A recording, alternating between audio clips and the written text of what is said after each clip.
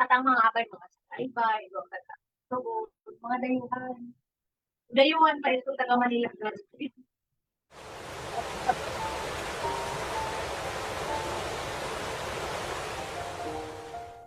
Let us put ourselves in the holy presence of God. Father in heaven, always merciful and giver of life, we humbly ask that you bless each one of us, from the speakers, program committees, guests, and participants. Guide us to make better decisions as we incorporate what we will learn throughout this activity. Thank you for the infinite blessings and countless opportunities. Lord, today as we start our activity, may we always be grateful to learn new things. Shed the light of your wisdom and bless each one, especially our speakers, as they will share their knowledge to us. Through your mercy and grace, may peace and utmost understanding shine and dwell unto us. Almighty God, accompany each one and help us concentrate for us to gain more knowledge as we listen attentively. This we ask in your name. Amen.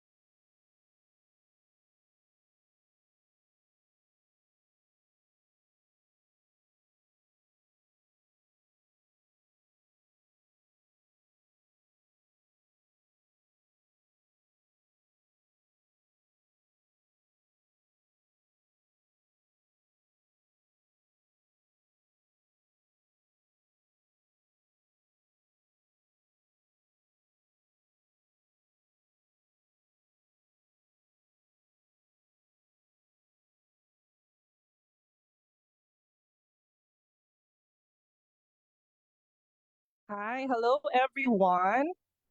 Magandang hapon po sa inyong lahat. So give me few seconds lang ha. Let me check muna my audio on my Facebook Live. Ayan, so it is actually working. Kasi we are both live dito po sa ating Zoom conference, pati sa ating Facebook Live streaming. So magandang hapon po sa inyong lahat, no? So before we officially start our learning activity this afternoon, which is all about human resource management, so syempre gusto ko munang mag-apology again to all participants if na-reschedule ang ating webinar na supposedly, di ba dapat kahapon ito at 10 o'clock in the morning, but because of unforeseen circumstances, kailangan ko talaga siyang i-reschedule today. So that's why I hope na yung ating mga registrants, and of course, thank you pala sa mga nandito ngayon, no? Kasi nga, this was rescheduled. Baka yung iba sa inyo is merong prior activities na sana gagawin today, but you intended to join the learning activity ngayong hapon. And to those na nag-register pero hindi talaga nila kayang mag-join this afternoon, it's okay. because this webinar, after ng live streaming sa Facebook page namin, recorded naman siya. Kaya pwede siyang panoorin anytime, no? We are not going to delete the recorded version of this particular webinar kasi para naman magamit ninyo someday kung gusto niyo balikan yung mga discussions natin, yung mga insights na shinare ko about human resource management. So, a bit of a disclaimer. So, baka medyo meron kayong marinig no na mga unnecessary background noises kasi nandito kasi ako ngayon sa may office ng KOM wherein this is actually under renovation. And the reason why kung bakit hindi nga tayo natuloy kahapon because masyado talagang maingay ang paligid. So that's why today, kung meron din kayong marinig na mga unnecessary noises, background noises, please bear with me. Kung meron man, no? But hopefully, mas malakas yung boses ko as compared sa ating background noises. So let's begin our discussion because I only ask you to participate for 2 hours, no? Kaya let's make everything useful. Kaya let's start to discuss about human resource management, particularly on how to build a sustainable business success by having an effective HR management practices.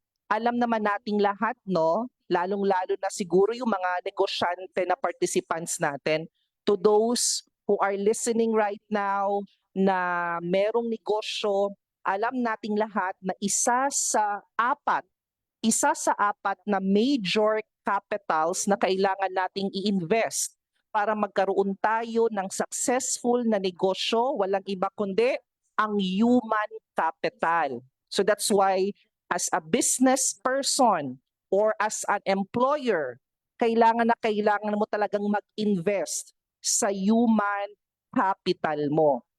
So that's why kung wala ka masyadong, kumbaga parang time to do human resource management for your own business, so it is necessary talaga to outsource someone to do it for you. So just to give you the complete 4, yung 4 na major capitals, kasi na-mention na natin, di ba, na isa sa 4. So ano yung 3 para makompleto na lang natin? Always remember the acronym FISH, no? Tandaan nyo yung FISH. Yan ang 4 na major capitals na kailangan i-invest ng isang employer or ng isang entrepreneur. Yung letter F, of course, yan yung pinaka-importante sa lahat, yung financial capital. Your financial capital will help you answer the question what or ano. Anong klaseng business ang pwede mong maipatayo out of your financial capital? Kaya kung meron kang dream business or meron kang balak na negosyo na simulan, you need to consider and you need to study magkano ba ang kailangan kong financial capital para ma-implement ko ang business idea na to. So maraming paraan kung paano ka makakuha ng financial capital mo. Pwede kang mag-ipon ng pera, baka empleyado ka, tapos nag-iipon ka ng pera out of your salary para gawin mong financial capital someday. Or estudyante ka, tapos nag-iipon ka ng parte ng baon mo para ipatayo ng negosyo mo someday. So it depends. Pwede ka rin naman mag-file ng loan. Depende sa credit score mo. Kasi kung gaano kataas ang credit score mo, ganun din kalaki ang pwede mong ma-file na loan, especially sa mga bangko. So that's your financial capital. The letter I is what we call the intellectual capital. And this will help you answer the question how or paano, no? Paano mo gagawin ang negosyo na ito? So that's why kagaya ng ginagawa natin ngayon, no? You are participating sa mga webinars. That is an example of investing in your intellectual capital. Kasi nadadagdagan yung knowledge mo in terms of doing business. Just like again, what we are doing right now. We are going to talk about HR. So this is part of your intellectual capital. As a business person, kailangan mo talagang maging updated sa lahat ng bagay. Kaya kung meron kayo, kung ikaw ay isang business person or aspiring business person, kailangan mo talagang mag-participate sa mga conferences, sa mga seminars. Kung libre, you participate. Pero kung merong bayad, you invest for that. Huwag lang tayong umasa sa mga libre na mga conferences, seminars, conventions, and so on. Tignan ninyo ang mga successful na mga negosyante. Di ba, they keep on joining mga national congress, national conferences, gagastos ng pamasahe sa airplane, hotel accommodation, registration na tag 10,000 pesos, and that's part of doing business. That's your second major capital, intellectual capital. Yung letter S, no, is what we call the social capital naman. And this will help you answer the question, how, paano, why, no, why, bakit? Bakit ka magpapatayo ng negosyo? Karaniwang reason, palaging sinasabi, kasi ma'am, gusto kong yumaman, gusto kong makaahon sa kahirapan, and so on, mga ganon, di ba? Pero the social capital refers to the inner why. So syempre, maliban sa gusto mong kumita ng pera, ano yung pinakadahilan? Ibig sabihin, what's the problem that you identified in your community that you want to create a solution by doing a business? Something like that. Siguro, sa pag-start ng negosyo natin, hindi pa natin masyadong ma-identify ang social capital. Pero as you move forward and as you grow your business, later on, ma-identify mo na at masasabi mo sa sarili mo, eto pala yung inner why ko kung bakit ko piniling maging isang negosyante. And of course, the letter H, to complete the fish or the four major capitals, is the human capital. This will help you answer the question, who, sino ang tutulong sa'yo para ma-implement mo ng maayos ang business idea na meron ka. Okay? So that's why human resource management is very crucial, no, sa pagnenegosyo. So let me introduce myself quickly. My real name is Ronald Rambuanga, but you can call me Piper instead. So nababasa nyo naman dyan sa presentation ko na I am actually a registered nurse by education and by profession. Pero mas pinili kong maging isang digital entrepreneur. I am the founder and owner of KOM, or Knights of Online Marketers. We are going to celebrate our 10th year anniversary this coming July. So mag-iisang dekada na ang KOM. And KOM offers 4 major services. Yung unang service namin is yung outsourcing. So in other words, we are a BPO company, a homegrown BPO company. We are catering clients abroad and even in the local market.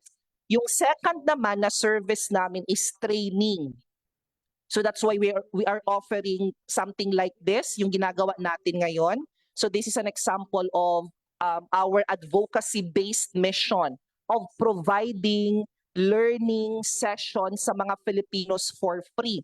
Well, actually, this is free naman talaga. Wala kayong binayarang registration. Anyone can participate.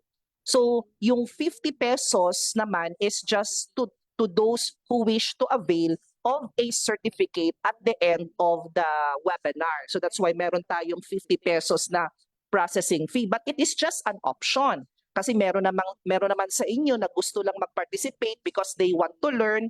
Pero yung iba naman sa inyo, kailangan kasi ng certificate for other special purposes. But again, this is an example of our weekly na free webinar. So every Saturday talaga, nagwe-webinar kami. 10 o'clock ng umaga hanggang alas 12. Ngayon nga lang siya na reschedule. And aside from that, every Friday, weekly din yan. Friday ng alas 8 ng gabi, meron kaming mga free training naman din. Eto kasi ano lang to This is just a knowledge sharing kasi webinar lang siya. Every Friday naman meron kaming free training, so that's why you can also participate there.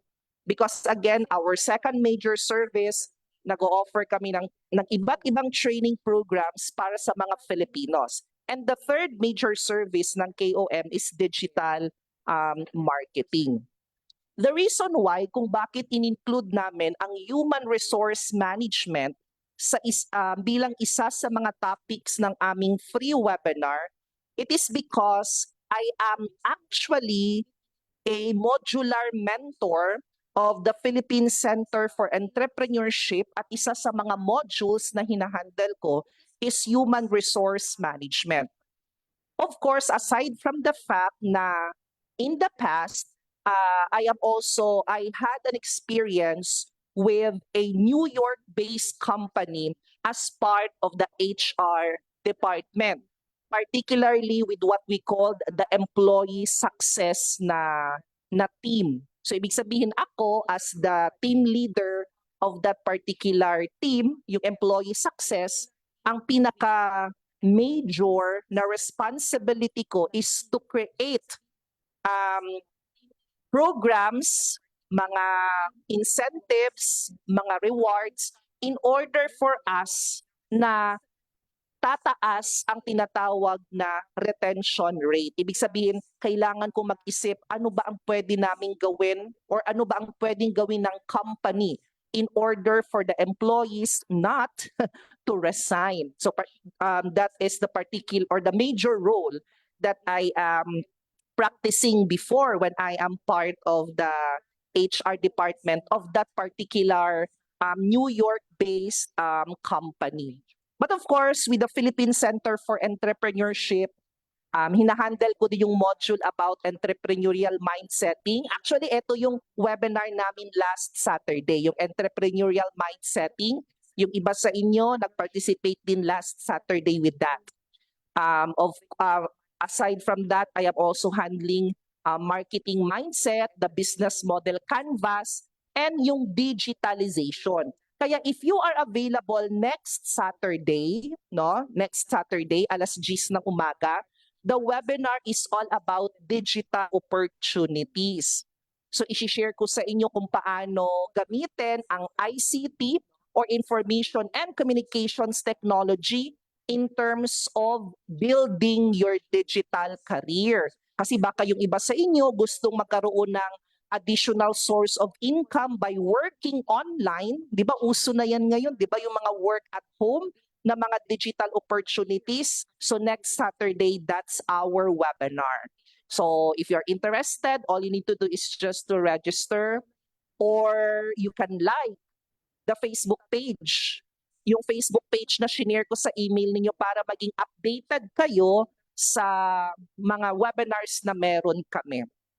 Okay? So, and of course, alam niyo naman ang mga Filipinos, no, masyadong mga hardworking na mga individuals ang mga Filipinos. We always wanted to have additional sources of income. Kaya aside from having my own digital enterprise, I am also working with other private and public offices based on the services that we are offering. Like, for example, we are an industrial partner of DTI, DICT, pagdating sa tinatawag na digital marketing at digital jobs. Okay? So, I hope you are all comfortable with me now as your resource speaker.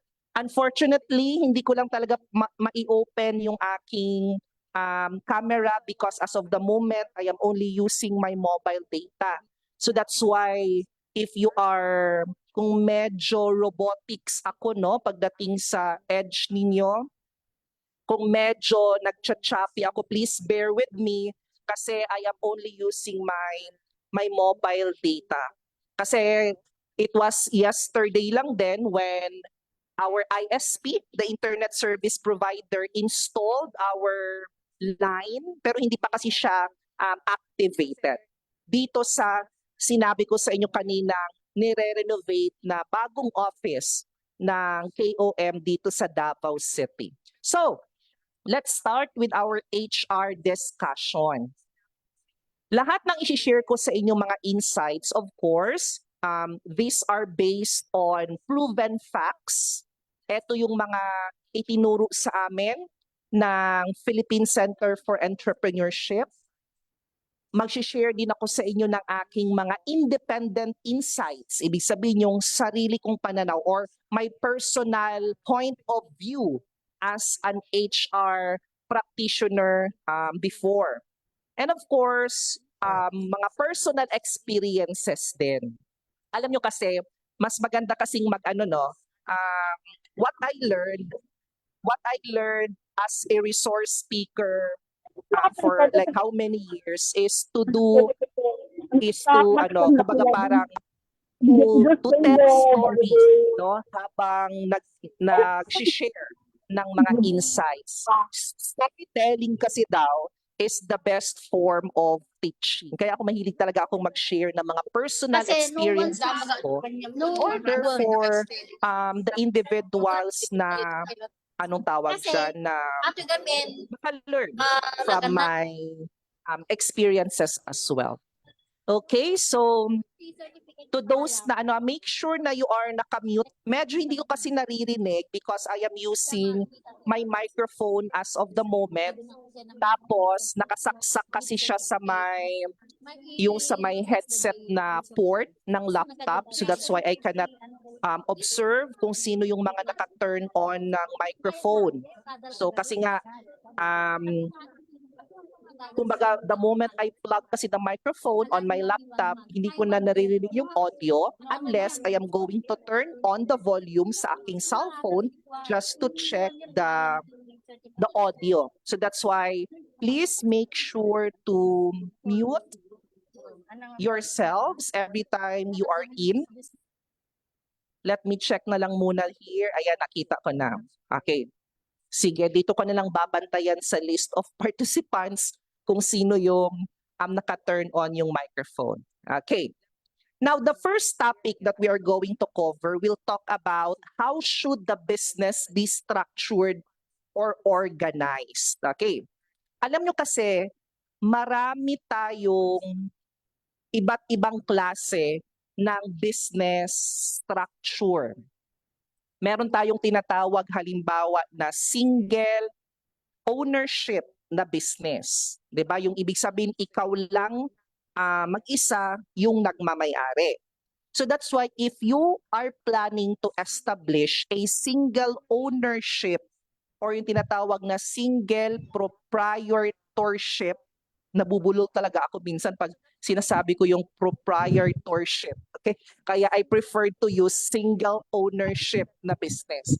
You are going to register the business name sa DTI, sa Department of Trade and Industry, if you are planning to establish a single ownership na business. Kaya madali lang yon, madali lang. Madali lang mag-register ng business name. In just few minutes, hindi ka naaabutin ng 30 minutes or ng 1 hour. Siguro i-allocate na lang natin sa loob ng 1 oras, you can immediately register your business name. Ngayon, online registration na rin siya, no? Online registration na ang pagre-register ng business name through DTI. The website is bnrs.dti.gov.ph, no? So that's the website that you are going to visit if you are planning to register your business name. Mura lang naman, kung barangay level, 200 pesos plus the documentary stamp. Pag citywide naman, 500. Pag regional, that's 1,000. Kapag national, 2,000.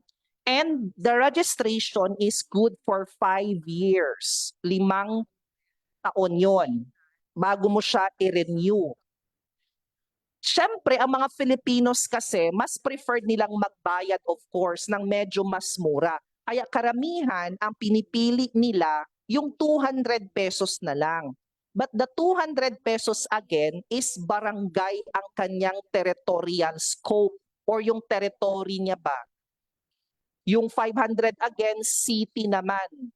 Tapos yung 1,000 region, yung 2,000 national. Kaya I suggest 5 years naman din yung expiration niya, no? Mag-national na lang kayo if in case pasok naman sa budget or sa inyong financial capital. Pero may isa tayong business structure na single ownership din and it is under naman sa SEC or sa Securities and Exchange Commission. Yung tinatawag nating OPC or one person corporation. Okay? So this is actually the same with a single ownership sa DTI, no? Kumbaga parang ano siya, pareho lang sila. One or isang individual lang ang nagmamay-ari. Ang pinagkaiba lang kasi sa SEC, no? Yung one person corporation is from the word itself. You are building a corporation. Ibig sabihin, under your business, marami kang services na ino-offer. I will give a realistic example. Like halimbawa, si KOM, si Knights of Online Marketers. Di ba, I mentioned earlier na nag-o-offer kami ng 3 major services. So yung outsourcing, yung training, at saka digital marketing. Pero dito kasi sa Davao, nag-start ako ng rental business or ng rental services. Yung tables and chairs or mga party needs. Ngayon, gusto ko siyang i-register yung tables and chairs rental as another business entity. Yun nga lang, per advice of a CPA, yung Certified Public Accountant na nakausap ko for my feasibility, nagpa-feasibility study ako ba, it's okay naman daw na yung rental services is i-under din siya sa KOM para hindi na mag-register ng panibagong business. Kaso may other businesses pa kami, like we are doing retail. Meron kaming parang mini convenience store, parang something like that ba. So that's why KOM became a one-person corporation. Tapos under sa KOM, yung mga services na yon. Kasi nga it's already a corporation, kaya pwedeng dagdagan ng iba't ibang services kahit hindi na related doon sa unang service na ino-offer ninyo. Aside from that, if in case lang, no, syempre wag naman tayong kumbaga wag tayong mag-pray ba, no? At saka wag natin i-hope na babankrupt tayo. Pero baka lang naman, kunyari someday, knock on wood lang naman, no, nagnegosyo ka, tapos marami kang mga loans, mga loans sa bangko. Tapos hindi mo na nabayaran ng maayos yung amortization, hindi na nakakabayad. There's a possibility.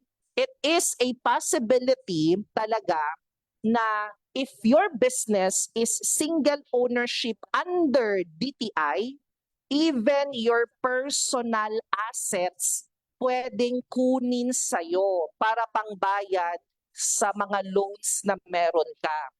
So ibig sabihin, kung meron kang house and lot, for example, no, so pwedeng kunin yun ng bangko para pangbayad doon sa inutang mo sa kanila. Pero if your business name is registered with SEC or Securities and Exchange Commission, only the business assets lang ang pwede nilang kunin. Okay? So hindi na sila mag-move beyond. So hindi na nila pakikialaman ang personal mo.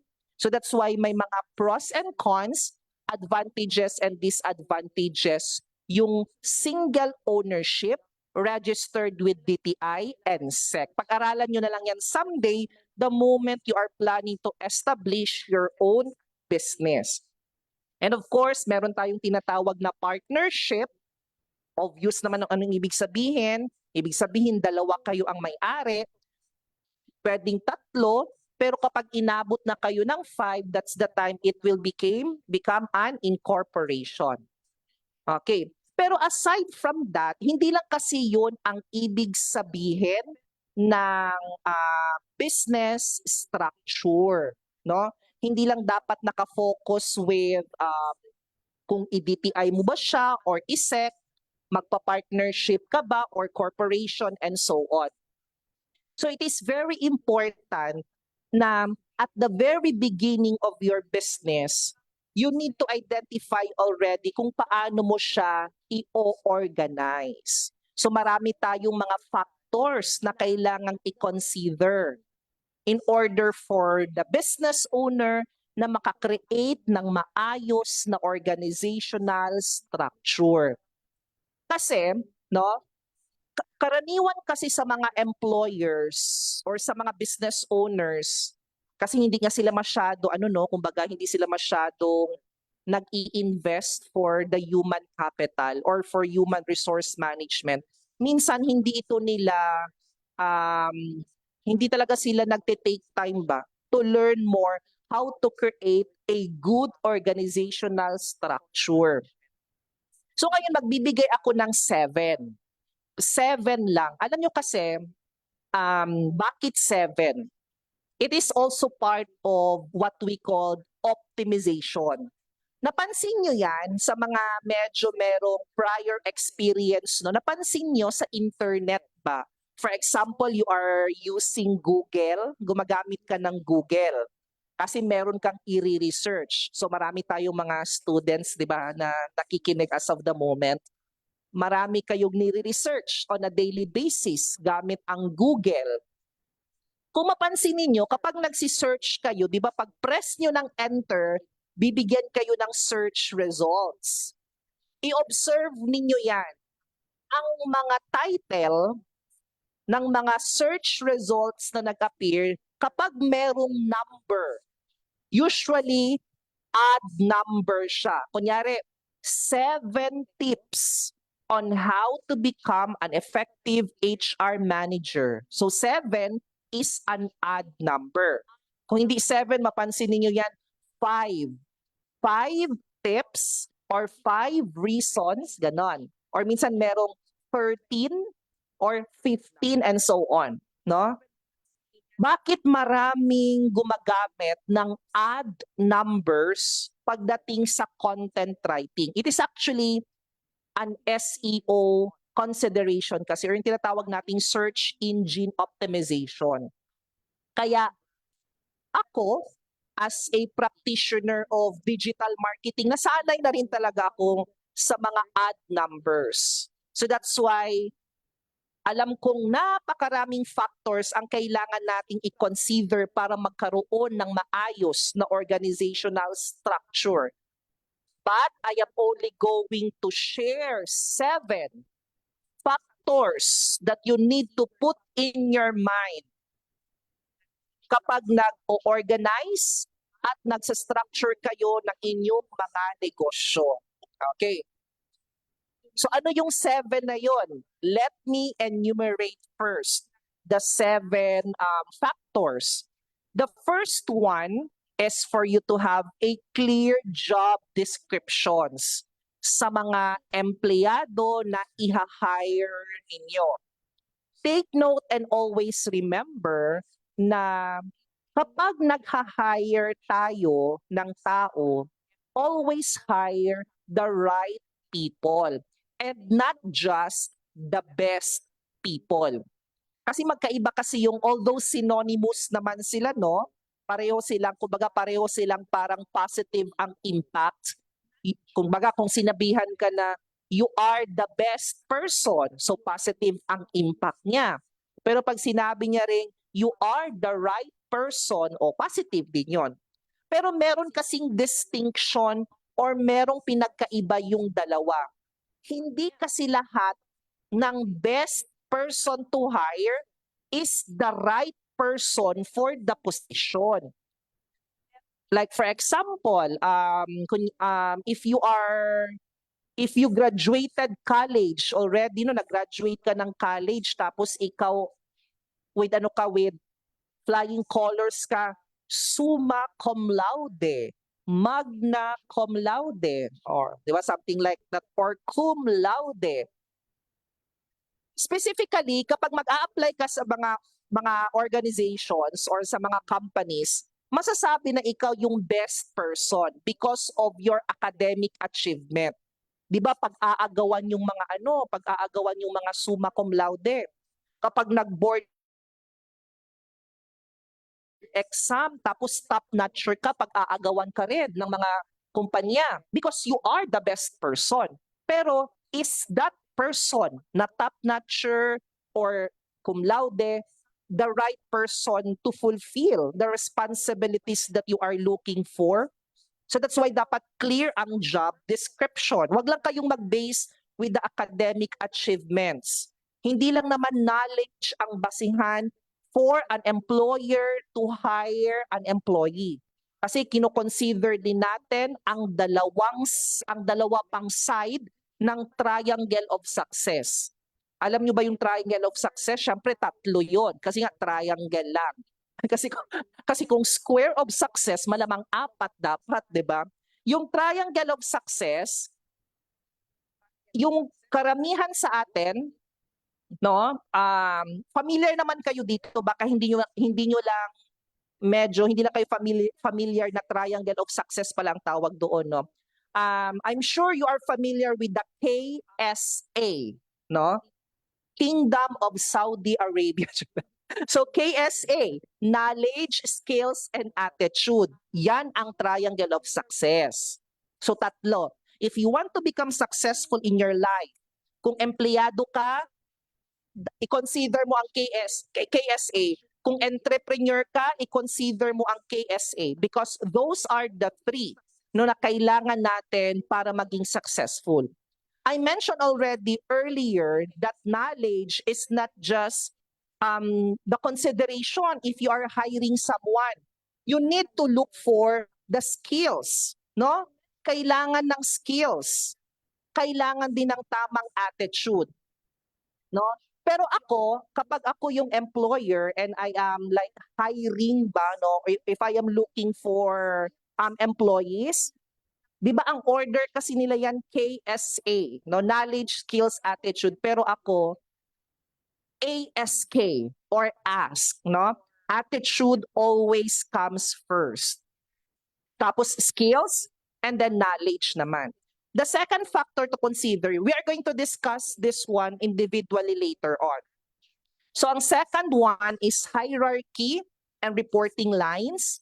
Alam nyo, kung mag-create na kayo ng organizational structure ninyo, dapat alam ng employee kung sino yung immediate superior niya. At dapat alam din nung superior kung sino yung subordinates niya. Minsan kasi nag-o-overlap eh. Nasa kabilang team yung empleyado pero yung isang team leader pinapakialaman siya. So that's why in order for you to create an organized and well-formed organization or company, clear dapat ang factor ng hierarchy and reporting lines. Third is yung departmentalization. I-discuss natin yan later on. Pero pag sinabing departmentalization, kailangan ba talagang department ang i-create ninyo or pwedeng team lang muna, 'di ba? Team leader ba talaga yung manager ba talaga yung kailangan mong i-hire or supervisor lang muna? Or baka naman instead na supervisor, team leader lang pala muna yung kailangan mo. We are all sensitive with our job title. Siyempre, gusto natin bonggang-bongga ang gagamitin nating job title, no? Pero we need to make sure kasi that our job title really fits the job description na ibinigay sa atin.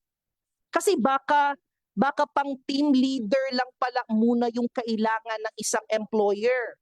Kumbaga parang team leader lang sana yung kailangan niya pero ang hinahanap niya na manager. Paano magma-manage ang manager kung wala naman siyang mga tauhan? Kunyari, 3 lang kayo.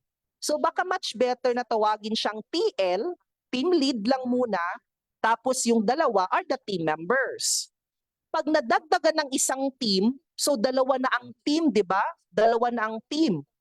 So pwede nang magkaroon ng supervisor, something like that, bago magkaroon ng manager. So yan yung tinatawag na departmentalization. Span of control, no? Span of control, this is also part of what we call yung sa hierarchy. Kasi alam nyo minsan, mali ang ratio ng mga employer kasi nga nagtitipid sila. Siguro that's the main reason, no? Kumbaga parang nagtitipid. Anong ibig sabihin ng nagtitipid? Kumbaga parang ayaw nilang mag-hire. Yan naman yung problema talaga sa mga Filipinos ba? Based on my personal experience as a business consultant, no?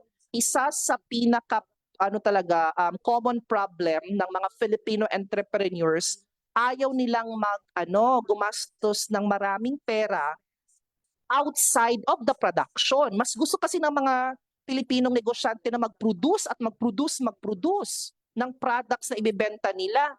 Pero nakalimutan nilang magbigay ng budget sa marketing, nakalimutan nilang magbigay ng budget for the organization. Kaya minsan, ang isang team leader, 10 ang kanyang team member. And that is not parang out of control. Kaya kung mag-create kayo ng organization ninyo, make sure that the span of control is highly considered. Tapos pwede kayong pumili if it's either susundin ninyo ang tinatawag na centralization or yung decentralization. Mamaya, i-discuss natin further ang factor na yan. Coordination and communication is the sixth factor, and the last one is what we call the support mechanisms. Okay? Let me check first the chat box. If you are using Zoom in your mobile phone, I believe hindi magfa-function yung audio kasi yung Zoom is, I believe, again, pwede lang siyang nakaset siya na pwede lang gamitin if you are using a computer. So that's why if you are using your mobile phone as of the moment, much better to watch the session through the live streaming sa Facebook page na shinare ko sa inyo through your email then. Okay. Now let's discuss individually the 7 factors that I shared. Okay. Although nagbigay naman ako sa inyo kanina ng konting parang insights, no? Sa mga na-mention nating factors. First is yung tinatawag nating clear job descriptions. Obvious naman kung anong ang gusto kong ipahiwatig dito, di ba? Kailangan naka-outline ng maayos ang duties and responsibilities. Hindi lang dapat sa posting. Yung iba kasi, no, ito, experience ko talaga ito as a virtual professional. Kasi nagtrabaho ako before, no, last year, 2023, kasi nga, post-pandemic, diba, nagre-recover ang mga Filipinos, pati mga business owners. Kaya ako, naghanap ako ng additional sources of income. Kaya nagtrabaho ako ulit online. And this is what I noticed. Kung ano yung minsan kasi yung mga HR personnel na in charge sa recruitment, no, masyadong medyo hindi realistic ang duties and responsibilities na naka-enumerate sa job posting versus the actual duties and responsibilities na gagawin niya. Kunyari, di ba, pag naghahanap kayo ng trabaho, especially online, nakalagay talaga dyan, nakalist ang duties and responsibilities, ang qualifications, ang requirements, and so on. Pero pag nakuha ka na sa trabahong yan, biglang nag-change or nag-iiba ang task na ibinibigay sa'yo. At dyan nagsisimula na yung empleyado medyo nadi-disappoint. To the point na hindi talaga siya tatagal sa kanyang position at magre-resign someday. kung ano ang nakapost during your job posting, make sure din na yun ang nakalagay na duties and responsibilities sa contract. Kasi di ba magpapapirma kayo ng kontrata sa mga employees ninyo. Dapat clearly enumerated din sa contract kung ano ang duties and responsibilities na kailangan niyang gawin. Dapat naka-outline yan. At ikaw na empleyado, make sure na bago mo pirmahan, kung anong annex man yan ang nakalagay sa contract, usually nakaseparate kasi yan like kunyari sa kontrata mo nakalagay C Annex 1, mga something like that, for the outline of your duties and responsibilities. So bago mo pirmahan yan, kailangan mong basahin ng maayos. Kung meron kang responsibility na nakalagay doon pero hindi naman ninyo napag-usapan, then you need to talk to the HR manager or the HR personnel at sabihin mo na, I would like to clarify on the third responsibility that is listed on my contract kasi hindi natin ito napag-usapan. Siyempre para in the future kapag merong mga reklamo sa mga labor organization, at least protected ka din as employee and at the same time yung employer din. Kapag clear kasi ang job description, it will aid the employee in understanding the expectations of the company. And of course, kung clear ang job description ng isang empleyado, it will facilitate performance management easy. Kumbaga parang medyo madali na lang yung performance management and evaluation. Kumbaga pag darating na yung time na from being under probationary status, tapos time niya na para maging regular, medyo hindi na mahirap ang evaluation. Kasi swak or nag-fit ang duties and responsibilities doon sa taong hinire ninyo. Dapat it's always clear.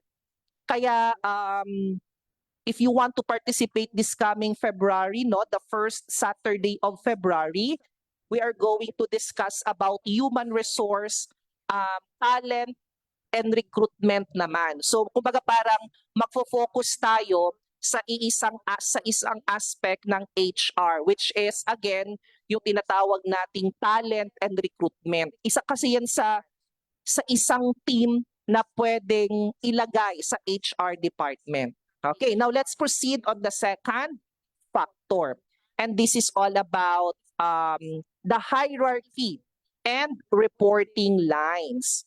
Ito na yung sinabi ko sa inyo kanina na dapat well-defined talaga, kung kanino nagre-report si empleyado at kung sino ang kailangang i-cover sa management ng isang managerial na tao. Para clear din yung yung communication, 'di ba? Kasi minsan meron tayong tinatawag na mga violation like insubordination and so on, something like that. Kapag clear ang hierarchy and reporting lines, you can easily establish a good chain of command. 'Di ba? Madali na lang mag-delegate ng task. If you are the team leader and you know kung sino talaga yung i-handle mo na team members, you can always delegate task to the right person. Naka-mention naman dito sa presentation ko na magkakaroon ng smooth flow of communication. And of course, kapag maayos ang hierarchy and reporting lines ng organization ninyo, magkakaroon kayo ng proper order pagdating sa promotion. Kumbaga, alam nyo na kaagad kung sino ang ilalagay ninyo sa succession planning.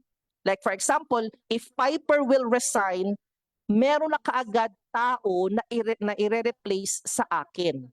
If you have a structured hierarchy and reporting lines. So meron tinatawag na promoting order. And obviously, isa din sa mga importanteng consideration dito sa hierarchy and reporting lines is yung accountability. Kaya make sure kapag gagawa kayo ng organizational structure, wag lang basta-bastang mag-drawing lang nung mga, 'di ba yung organizational structure is just yung mga flow chart lang naman yan, 'di ba? Akala natin parang ganun lang kadali. No, basta ilagay mo dito yung secretary, ilagay mo dito yung team leader. Well, actually, pinag-aaralan ito. Kailangan ito ng brainstorming with the higher management kung tama ba talaga yung pag-set up ninyo ng hierarchy and reporting lines. Now, let's proceed on the third factor, yung tinatawag nating departmentalization. Nakabigay na ako sa inyo kanina ng idea about this one, di ba? Kung talagang department ba ang kailangan ninyong gawin. I will give a scenario. Kung ako, no, I am a business owner. Hindi pa naman ganun kadami yung empleyado namin kasi nga outsourcing kasi kami. 'Di ba isa sa mga services na ino-offer namin is outsourcing. So meaning to say, hindi kami nag-hire. Hiring is different from outsourcing. I will give an example na mas madaling maintindihan. Yung mga bookkeepers. So kung business owner ka, 'di ba kailangan mo ng bookkeeper to handle your tax payment, business renewal, and so on, 'di ba? Yung bookkeeper, hindi mo yan siya empleyado, no? Kasi hindi mo siya hinire. Yung bookkeeper, in-outsource mo lang siya. At dahil in-outsource mo siya, babayaran mo siya kung magkano ang kanyang service fee. That's an example of outsourcing.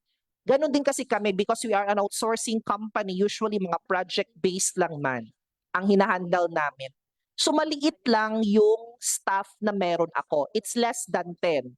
So that's why, hindi na ako gumawa ng HR department. I will not call it as an HR department. Pwede ko pa siyang tawagin na HR team. Tapos, hindi ko tatawaging HR supervisor or HR manager, kundi HR team lead lang siya. Okay? Kasi pag sinabing department, it's already like yung mga malalaki na kasi eh. Yung talagang medyo marami ng team. Kunyari, HR department. So under the HR department, kung meron kang recruitment team, meron kang payroll team, meron kang employee success team, client success team. So 4 na teams na yon. Tapos may kanya-kanyang team leader. So pwede ka nang magkaroon ng department and hire an HR supervisor. So by hierarchy and reporting lines, si supervisor, ang kanyang direct na subordinates yung 4 na team leaders. Samantalang yung 4 na team leaders, ang subordinates naman nila, yung kanilang mga team members. At dapat hindi yan mag-cross, no, between each team. Meron pang mas mataas kay supervisor, si HR manager. Kaya before you call yourself as an HR manager, make sure meron ka namang downline. Kasi baka tinawag mo ang sarili mong HR manager pero ikaw lang palang mag-isip. Before you call yourself as an HR manager, make sure meron ka namang downline. Kasi baka tinawag mo ang sarili mong HR manager pero ikaw lang palang mag-isip. Before you call yourself as an HR manager, make sure meron ka namang downline. Kasi baka tinawag mo ang sarili mong HR manager pero ikaw lang palang mag-isip. Before you call yourself as an HR manager, make sure meron ka namang downline. Kasi baka tinawag mo ang sarili mong HR manager pero ikaw lang palang mag-isip. Before you call yourself as an HR manager, make sure meron ka namang downline. Kasi baka tinawag mo ang sarili mong HR manager pero ikaw lang palang mag-isip. Before you call yourself as an HR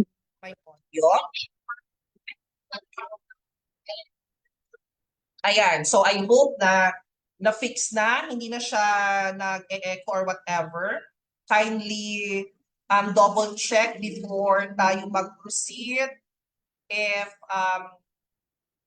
hindi na siya paulit-ulit, can someone verify? Okay, so okay na daw. Thank you very much for that. Okay, and I hope na clear pa rin ako, no, as compared with the background noises na naririnig natin. Now, going back sa sinabi ko, let me check, let me go back first to my presentation. Okay, everything is now good.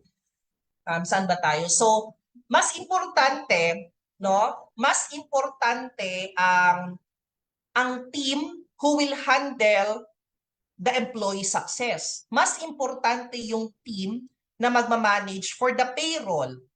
Mas importante ang team na magmamanage for the compliance. Alam nyo, sabi ng palagi kong nababasa, ang HR department daw or ang HR team or yung mga HR personnel, sila daw yung tinatawag na most hated employees sa isang kumpanya. Or the HR department is the most hated na department sa isang organization. Like for example, you are an employee, empleyado ka, tapos nag-file ka ng vacation leave, tapos hindi in-approve. 'Di ba? Sasama yung loob ngayon sa HR, maiinis ka ngayon. Tapos diyan na yung point na bakit si ganito in-approve tapos ako hindi? Uy, may palakasan system, something like that. Magkakaroon na ng conflict within the workplace. Pero ginagawa lang naman ng HR department yung kanilang duties and responsibilities. Meron tayong tinatawag na compliance sa HR. Sila yung nagmo-monitor kung sinusunod ba ng mga empleyado yung mga policies, rules, and regulations like late, absences, and so on. Kaya dapat, kung ikaw ang employer, or if you are the person hiring, kung ikaw yung nag-hire ng tao, para ilagay sa compliance team, dapat yung mga taong hindi malambot ang puso o yung hindi madaling maawa. Alam niyo magano? Or sabihin na lang natin, yung mga medyo stricto or stricta. Or sabihin na lang natin maldita, parang something like that. Kasi sila yung mga firm na kapag no ang decision nila, sasabihin talaga nilang no. I will not approve this. May mga tao kasi na malambot yung heart, na naaawa. So hindi sila pwede sa compliance. Pwede sila sa employee success, yung gagawa ng mga wellness program and so on and so forth. No? Kaya as a recruitment specialist and you are planning to put someone sa compliance team, dapat yung kayang panindigan ang decision nila. May nag-second demotion sa akin, HR is the most hated daw. Yes, because of their function. Kasi ako mismo na-experience ko yan when I am part of the HR department of a US-based company in the past, no? Nadadamay ako, ako. Kasi hindi naman ako sa compliance eh. Nadadamay lang ako because I am part of the HR department. Kaya nga anong tawag dyan? Lahat ng mga personnel na nasa HR department, sila ang role model.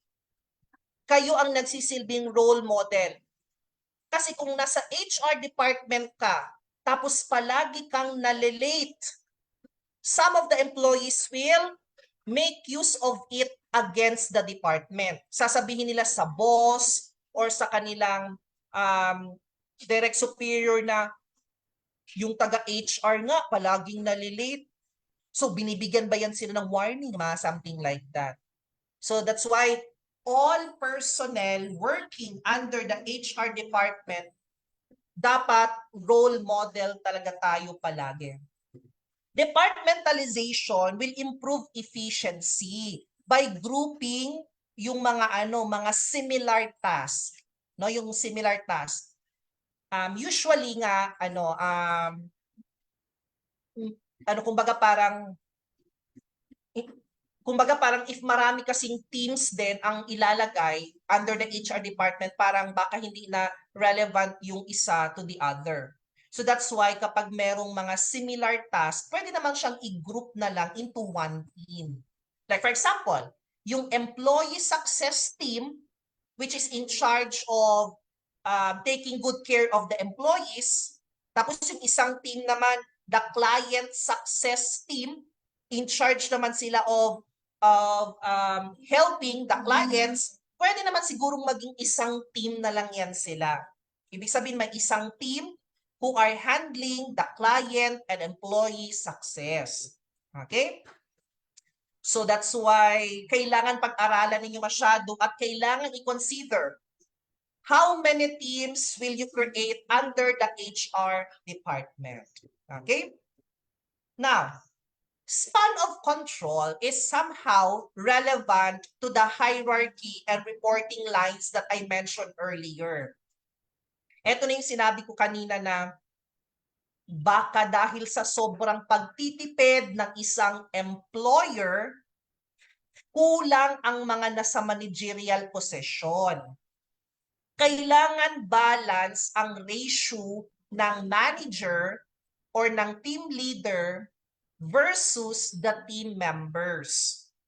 Kasi baka ang mangyari niyan, isa lang yung team leader, 10 ang team members, baka hindi niya na kayang i-assist ang bawat isa sa kanila. Mahihirapan siya. Ma-out of control siya. Kaya if you are a future employer, baka yung iilan sa nakikinig sa atin ngayon, magiging future employer, i-consider nyo naman ito. I mean, kailangan ninyong ilagay ang sarili ninyo sa kanilang kalagayan ba? Kung ikaw yung supervisor, kung ikaw yung team leader, kaya mo bang i-manage ang 10?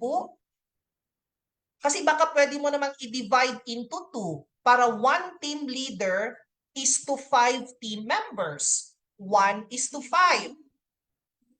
Yung sa company that I worked before, nung nagkaroon na kami ng iba't ibang teams, kasi pinasok yung payroll team sa amin, so naging 5 teams na kami sa HR department.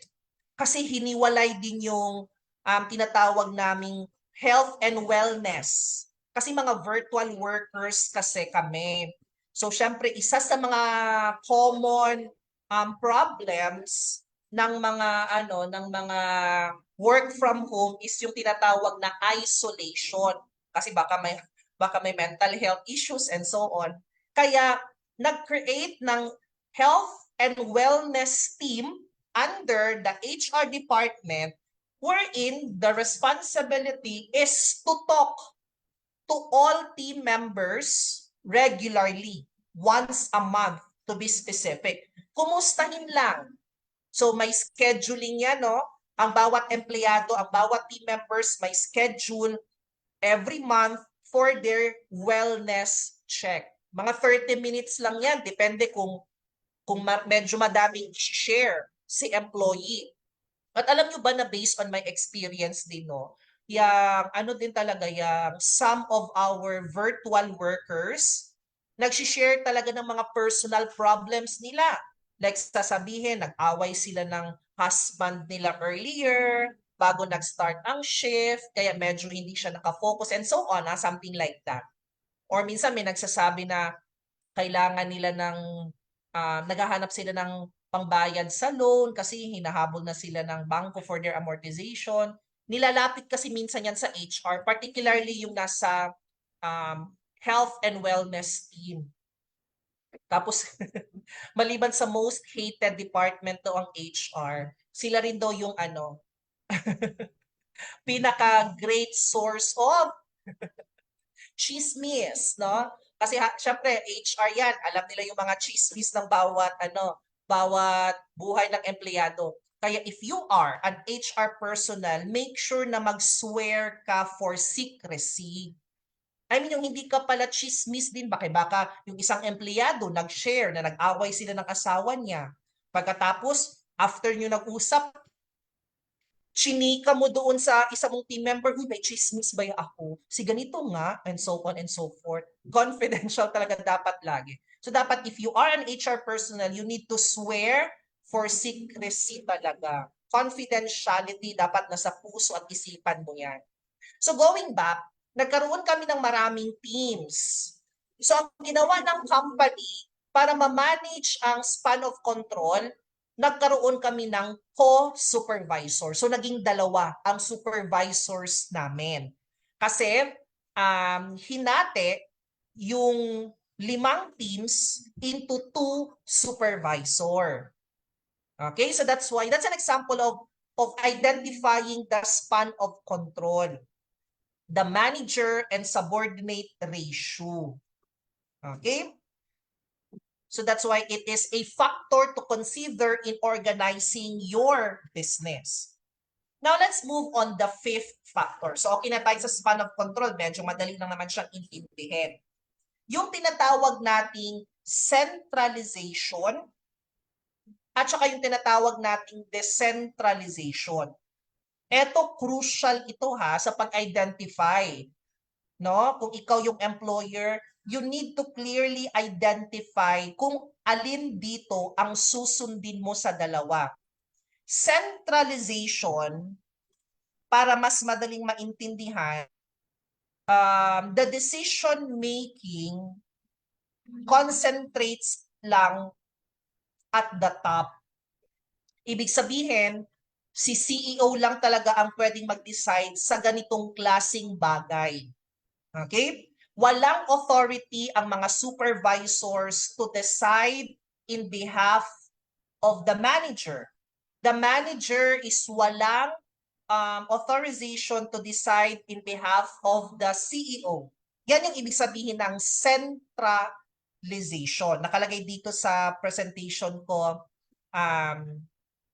Wala pala nakalagay, no? Pero ang ibig sabihin ng centralization, again, concentrates, the decision making is concentrating always at the top. Or kahit na hindi sa top, I will give another example na centralization ang kanyang approach. Ito hindi kasi siya sa top Like for example, di ba nag-o-offer kami ng digital marketing services? Kami, KOM offers digital marketing services. And then, gumagawa kami ng mga contents para sa aming mga clients. Gumagawa kami ng mga contents, social media contents for our clients. Yung narrative, ibig sabihin, yung caption, at saka yung graphics, yung visual na tinatawag. Bago namin yan i-post, kailangan munang i-check ng client. So, ibig sabihin, the decision is nakabase sa kanya. We are not given an authority or yung tinatawag na autonomy to decide ba. May mga clients naman na pumapayag na, sige Piper, kung ano yung nagawa mong graphics, kung ano yung nagawa mong caption, i-post mo na yan diretso sa social media namin, even without my approval. Decentralization naman yon kasi ino-authorize kami to decide on behalf of the client. Pero yung client na, I need to check it first before you post. So that's an example of centralization. Okay, so again, centralization, the decision making is concentrated always at the top, while yung decentralization naman, ang decision making naman naka-distribute across level. Okay, so ibig sabihin merong kumbaga parang merong balance pa, no? Pag decentralization, parang merong balance. Kasi pwedeng mag-decide yung lower level, pwede ring mag-decide yung higher level. But of course, case-to-case basis. May mga decisions sa company na centralization lang talaga. Like promotion. Si HR, mag-suggest lang. Magbigay lang ng proof.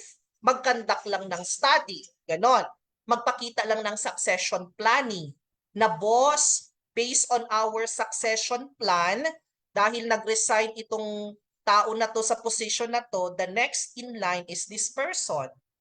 So, syempre, hindi pwedeng mag-decide yung HR manager na si ano ang ilagay natin, kundi yung CEO talaga or the boss or the employer.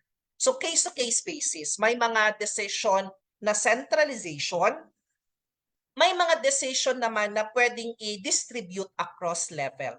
So, make sure to clearly identify yan. Especially kapag nag-create kayo ng organizational structure. Yung last two factors natin, medyo ano naman to, kumbaga easy to understand. Kaya hindi na masyadong kailangang i-explain, no? Ang ika-anim na factor to consider is coordination and communication. They are both different ha. Kumbaga meron silang distinction. May pinagkaiba 'yon. Kapag sinabi nating coordination, dapat you are sure, no, na merong alignment of efforts across departments or across different teams. Pag sinabing coordinated, ibig sabihin you are on the same path. You are reaching the same goal. Merong alignment.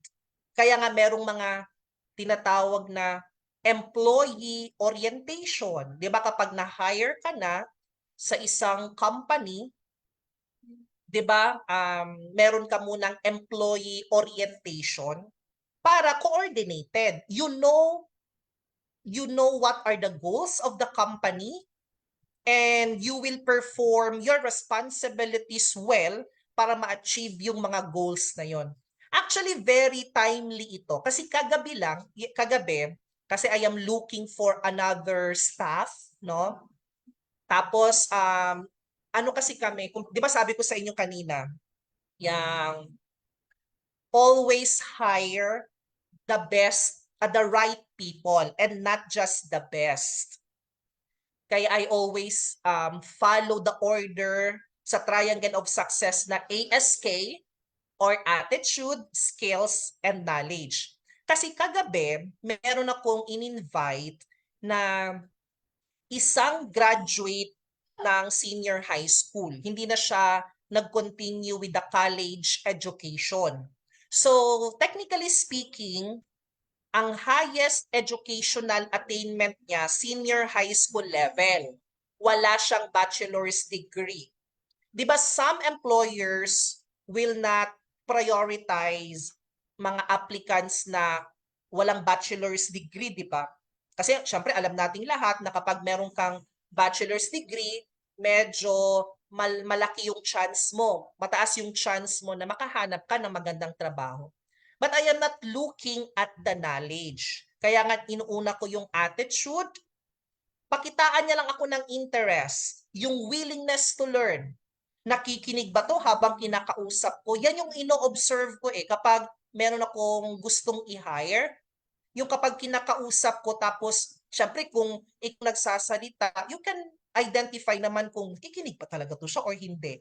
Kasi dyan mo makikita yung right attitude. If the person is really listening. Kasi baka kung i-hire mo yan, remember the hierarchy and reporting lines na na-discuss natin kanina, yung chain of command.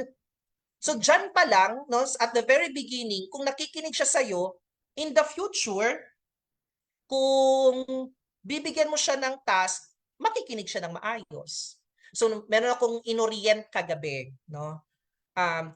Sinabi ko, eto yung kailangan mong gawin, kasi kailangan ko na ganito, and so on and so forth. Nakikinig naman siya. Tapos, ang sunod kong chinek, yung skills. Kasi alam ko na yung knowledge niya I mean like, senior high school level, di ba? Ang sunod kong chinek, yung kanyang skills. So, kaya mo bang gawin ito?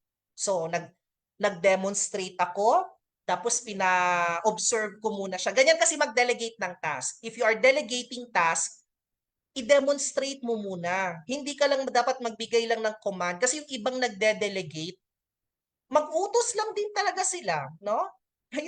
Yung mag-utos lang diretso, tapos hindi nila i-demonstrate. The right way of delegating task is number 1, kailangan mo munang mag-demonstrate. So you need to demonstrate. Ipakita mo sa taong yan, ganito mo siya dapat gawin. So, first step, demonstrate and let the person observe. Tapos, ang next step of delegating task, ipagawa mo sa kanya, tapos ikaw naman ang mag-observe. Okay? And the third step is for you to give your feedback. And of course, yung ikaapat na step to consider kapag nagde-delegate ka, na dapat maging independent siya. Meaning to say, gagawin niya yung task na hindi mo na tinitignan. Pero of course, you need to give pa rin feedback. So the right way of delegating task, huwag mo lang iutos diretsyo. I-demonstrate mo muna. So nag-demonstrate ako sa kanya. Tapos sabi ko, kaya mo ba itong gawin? Sabi niya, kaya niya daw. Pero syempre, iba ang verbal. No? To see is to believe. Sige nga, gawin mo.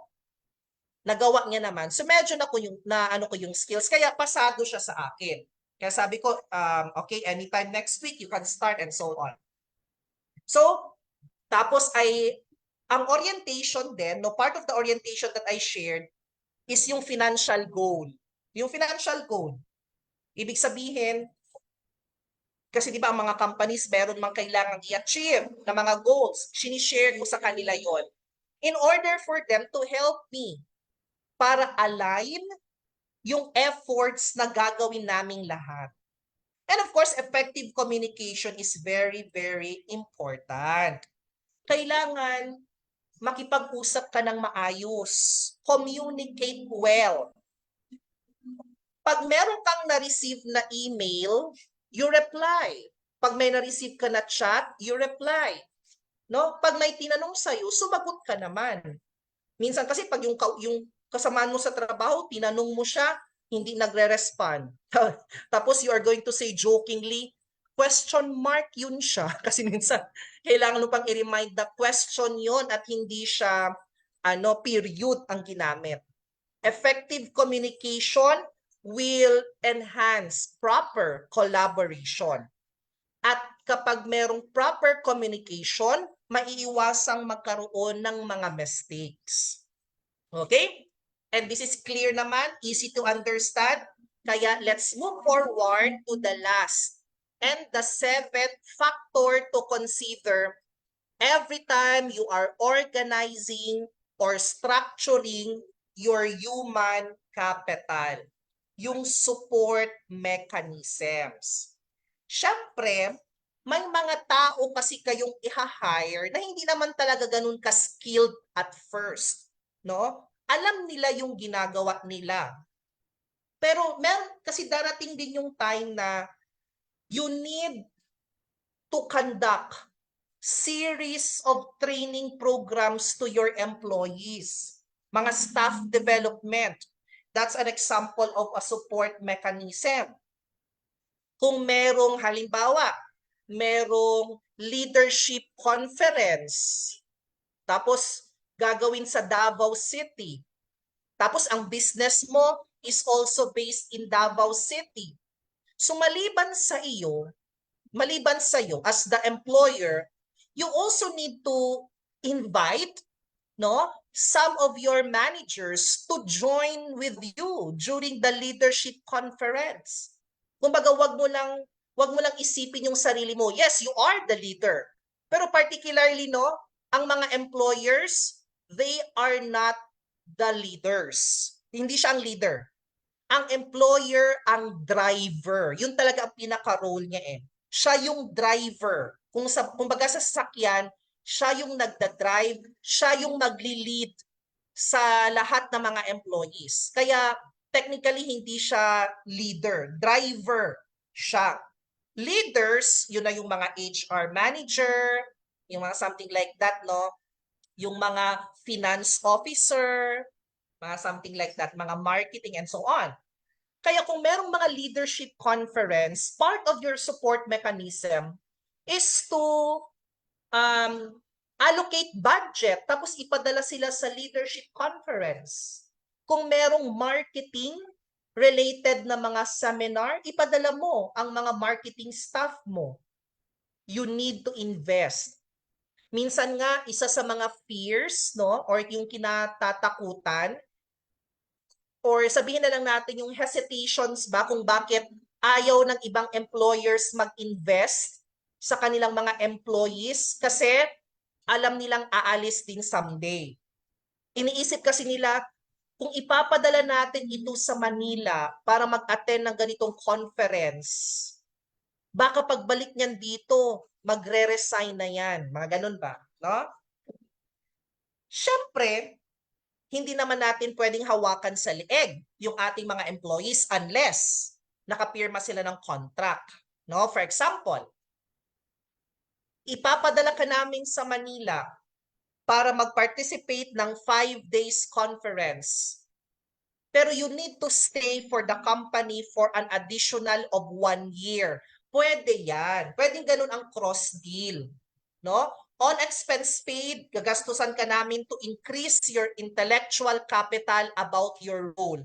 Pero you need to stay for the company for 1 year. So kung nagpayag si employer, go. 'Di ba? Pero kung hindi, you look for another one. So yan, mga training programs. Pero support mechanisms will not only refer to mga programs, no? Kahit yung mga gagamitin nating technology. Kasi baka naman yung computer, baka yung computer na ginagamit ng staff mo, Windows 7 pa ang kanyang operating system. Lag ang kanyang computer. So as an employer and as an HR manager, you need to identify at i-recommend mo sa boss mo, boss, yung laptop or computer ng isa nating staff, medyo na talaga outdated. Kailangan na natin siyang bilhan ng panibagong unit. That's also another example of support mechanism. Paano siya maging efficient sa ginagawa niyang trabaho kung yung mismong ginagamit niya mahina, 'di ba? Or worst case, wala siyang sariling computer. No, siya pa yung laptop niya pa ang dinadala niya, which is not advisable. No, hindi talaga yan siya advisable na personal computer ng employees ang ginagamit nila sa opisina ninyo. 'Di ba? Kasi aside from yung saving of files and so on, confidentiality of records and so on. So that's why, again, support mechanism, isa sa mga kailangan i-consider dyan, yung technology, of course, yung comfort nila, baka naman kasi mainit. Sa panahon ngayon, masyado nang mainit, tapos electric fan pa rin yung ginagamit ninyo sa office. Baka pwede na kayong mag-level up into air conditioning unit naman. So that's also a consideration. Kumbaga, something that will promote the well-being of the employee. And of course, kailangan ang HR, no, ang HR palaging ready to address the employee concerns. Ma'am, paano po kapag pinadala sila sa training pero di sila nasabihan na may kontrata? Of course, before you inform them, kung ang company ang mag-sponsor, all expense paid, pero hindi naman nag-require si company. Kunyari, kung willing lang naman si company, sige, mag-join kayo, pero hindi siya nagpakontrata, okay lang yon. Pero kung ang sabi ng employer, kasi suggestion ng HR na ipadala si ganito and so on, tapos suggestion ng employer na syempre, kailangan natin magamit yung natutunan niya doon. So, kailangan natin siyang ipastay ng 2 years.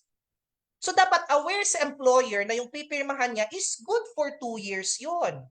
Naranasan ko kasi yan dati when I was still a nurse. Pinaaral ako kasi nag-work ako as a nurse sa isang private institution here in Davao. Tapos, yung chief nurse, nakitaan ako ng potential na maging isang hospital training officer. Gusto akong gawing training officer.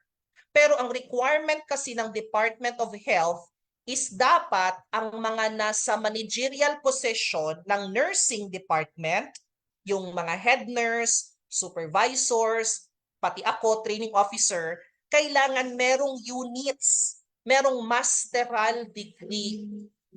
So isa yun sa mga requirements ng DOH. Kaya nung in-identify ng hospital, ng HR, in-identify ng HR department na may iilan sa mga head nurses na wala pang units for their masteral degree. Kaya ang solution ng hospital, paaralin. At kasama ako doon. Pero meron kaming kontrata na 1 year magstay. Additional 1 year. Kasi di ba may previous contract na kami. So kung kailan mag-end yung previous contract, ma-extend pa ng another year pa. So that's why dapat aware sa employer. Kasi kung ayaw niya, o di wag niyang pirmahan yung kontrata as easy as that. No? Ma'am, paano kapag yung employer is pinabayaan sa employee yung ginastos sa mga trainings or webinars upon registration ng employee, which is nagbe-benefit naman sa employer? Ito naman, ano to, kasi may mga employees kasi na they are, kumbaga, sarili na lang nila ang nagda-decide. Kasi sabihin na lang natin, itong employer kasi parang walang concern sa kanyang mga employees. Kailangan ko pa naman sana ng training for this para at least madagdagan yung knowledge competencies ko. Ngayon, dahil sa employer, hindi siya nag-initiate, then you can actually suggest. Pero syempre hindi si employer ang kausapin mo, si HR, no? Your direct, kung team member ka, kung may team leader ka, you open it up to your team lead, no? Sabihin mo, team leader, gusto ko kasing mag-join sa ganitong training ba? Tapos pwede ba ito na i-suggest natin, no, sa HR na sila ang magbayad for our registration? So if the employer will say yes, you will benefit, no? May mga ganyang employers naman. Tapos wala nang kontrata kasi mga seminars lang din naman. Pero kung wala talaga, kunyari sinabi ng HR na sad to say, unfortunately, hindi pumayag si employer to spend the registration for your conference, something like that. Kung ikaw na lang yung gagastos, no, well, it's your own expense naman talaga. Since ikaw na yung nag-decide, so ikaw naman yung maka-benefit, then mag-proceed ka na lang. I also had an experience with a medical VA company. Nangyari yan sa amin eh. Kasi yung leadership conference gagawin sa Singapore. And the company, the employer, hindi niya kayang i-shoulder ang 100% of the expenses. Dalawa from the HR team ang ipapadala. Ang ginawa, nag-fundraising. Nagpa-fundraising sila with the company. In-approve naman ng employer yon. So merong pa-raffle, tapos ang in-encourage ang mga employees to purchase the ticket. Hindi naman siya mandatory, pero parang chinat isa-isa para encourage lang na please support, ganyan. Nagpa-fundraising kami by purchasing ticket para sa leadership conference, ganyan. Pwede namang ganon. Okay? As long as, again, kunyari, hindi kayang 100% hindi kaya ni employer na i-shoulder yung 100%, sabihin natin 50% lang, tapos personal 50%, so mag-invest ka na lang din. Di ba na-mention ko sa inyo kanina about intellectual capital? So, kung may paid, you pay. Kung may free, then you avail. Okay? So, these are the 7 factors, just to recap, no? Yung ating na-discuss. Ito yung 7 factors to consider on how you should organize or structure your business. Clear job descriptions, hierarchy and reporting lines, departmentalization, span of control, centralization and decentralization, coordination and communication, at saka yung tinatawag na support mechanisms. Okay? So, bago tayo mag-proceed on the next topic, supposedly mag-short break sana tayo, pero time check, it's already 2:30. So, yung attendance sheet, by 3 o'clock ko na lang ipoposta yung pagtapos na tayo. Okay? So, madali lang naman yung attendance sheet. All you need to do is just to fill up, of course. No? Pero, since nag-distribute naman kami ng certificates, no, kahit na na-receive nyo na rin yung certificate ninyo, mag-attendance pa rin kayo. Okay? Kasi baka merong mga participants ngayon, as of the moment, na nakikinig both dito sa ating Zoom and Facebook Live, na gustong mag-avail ng certificate, So doon nyo sa attendance sheet yan ipaprocess. Okay? Now, let's proceed on our second topic, no? Let's proceed on our second topic. And this is all about yung tinatawag na key staff versus incumbents. Alam nyo, eto din yung ano, kumbaga parang kailangang may focus ang HR team. Team na lang ang gagamitin ko. I will make use of the word team kasi diyan naman magsisimula. Instead of making use of the word department. Kasi di ba napag-usapan na natin yung departmentalization? So I will make use na lang of the word HR team na lang. Okay. Now, bakit importante? Bakit importante for us to identify ano yon yung key staff versus incumbents? So ano bang ibig sabihin nito? Okay? Ano ba ang ibig sabihin? Kapag sinabi nating key staff, kumbaga parang sila yung ideal. Okay? Sila yung ideal. Parang ikaw, kunyari, babae ka. Tapos meron kang ideal man. Tapos 'di ba, kapag meron kang ideal man, ililista mo, no, you are going to create a list or criteria. Siyempre, number 1, the first criteria, handsome. Siyempre, dapat gwapo. Handsome. Criteria number 2, sabihin na lang natin, hindi naman mayaman, pero at least okay ang standard of living, something like that, di ba? Well, to be honest, 'di ba? Minsan nilalagay pa nga natin sa ating ideal man dapat may kotse. Yung mga ganyan pa, 'di ba? So yan yung tinatawag na key staff. So if you are the employer or if you are the HR person, HR manager, you need to identify the ideal employees for this particular position. Kumbaga para job description niya na napag-usapan natin kanina. Sino ba yung ideal employees mo? Kapag sinabi naman nating incumbents, yun na yung current na employees ninyo. Yun na yung current. Like for example,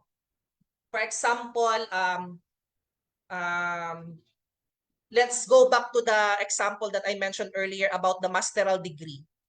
So ang sabi ng employer, ang sabi ng HR manager ng hospital na yon, ang key staff for the position of being a head nurse is dapat may masteral degree. So yan yung ideal nila. That's the key staff. Kaso, etong mga head nurses, yung incumbents, yung current individuals holding the position, walang masteral degree. So you got the difference between the two, no? Key staff versus incumbents. So key staff, they are the ideal. Incumbents, eto na yung current set of employees mo. Bakit kailangang i-identify ng HR yun? Kasi para i-fulfill ng HR yung kulang doon sa mga incumbents. Since your ideal key staff is dapat may masteral degree, so what's the solution na gagawin ng HR para yung mga incumbents magkaroon ng masteral degree? So pinadala ng employer ngayon, pinaaral ng employer para ang key staff at saka incumbents magiging equals na sila or mag-fit. Okay? So that's why you need to identify your key staff. You need to identify the criteria for the ideal employee. So, meron tayong 7 ulit. Meron akong 7 ulit na i-share para at least you can kumbaga parang you can learn more about key staff versus incumbents. Job analysis, ginagawa natin yan. That's part of HR management. So di ba pag sinabi kasi nating HR, nagre-recruit lang, no? Ganun lang palaging nasa isip natin. HR actually, nag-aaral din yan sila ng mga statistics. Pinag-aaralan ang mga data. Dapat ang isang HR personnel alam kung ilan ang unemployment rate ng Pilipinas. Something like that. Dapat ang HR personnel, ang mga HR staff, alam ang 2023 retention rate ng company. Dapat alam nyo yan because that's part. Those are the data na kailangan alam ng mga HR personnel. Kasi ang mga data na yon, yung mga percentage, yung mga analytics, yung mga insights na yan, mga statistics na yan, makakatulong yan in order for the HR team to create a strategy, a process na ma-maintain ang mga rates na yun or much better, mas mapataas pa. So job analysis, you need to identify the core competencies, performance evaluation. No? Pwede nyo gawin ang performance evaluation once a year. Siyempre, ginagawa ang performance evaluation from probationary to regular, di ba? Pero after nyan, dapat may may follow-up. Pwedeng every 6 months. Pero kung madami naman masyadong empleyado, pwedeng once a year. Training and development plans. Di ba napag-usapan natin kanina, that's part of the support mechanism of the HR department sa kanyang mga nasasakupan. So create a training and development plan. Succession planning. Just to give you an idea about it, di ba na-mention ko yung succession planning kanina? Ang HR team, ang HR department, dapat meron kayong succession plan. Sino ang sunod na magiging leader?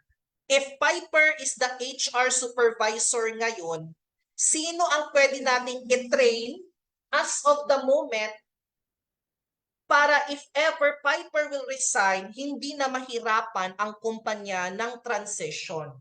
Succession planning ang tawag doon. Ina-identify na at the very early stage sino ang pwedeng isunod sa kanya. Kasi kung na-identify na kung sino yung pwedeng isunod, mag-i-invest ang company din sa kanya. No? Para the moment the position is vacant, hindi mahirap ang transition.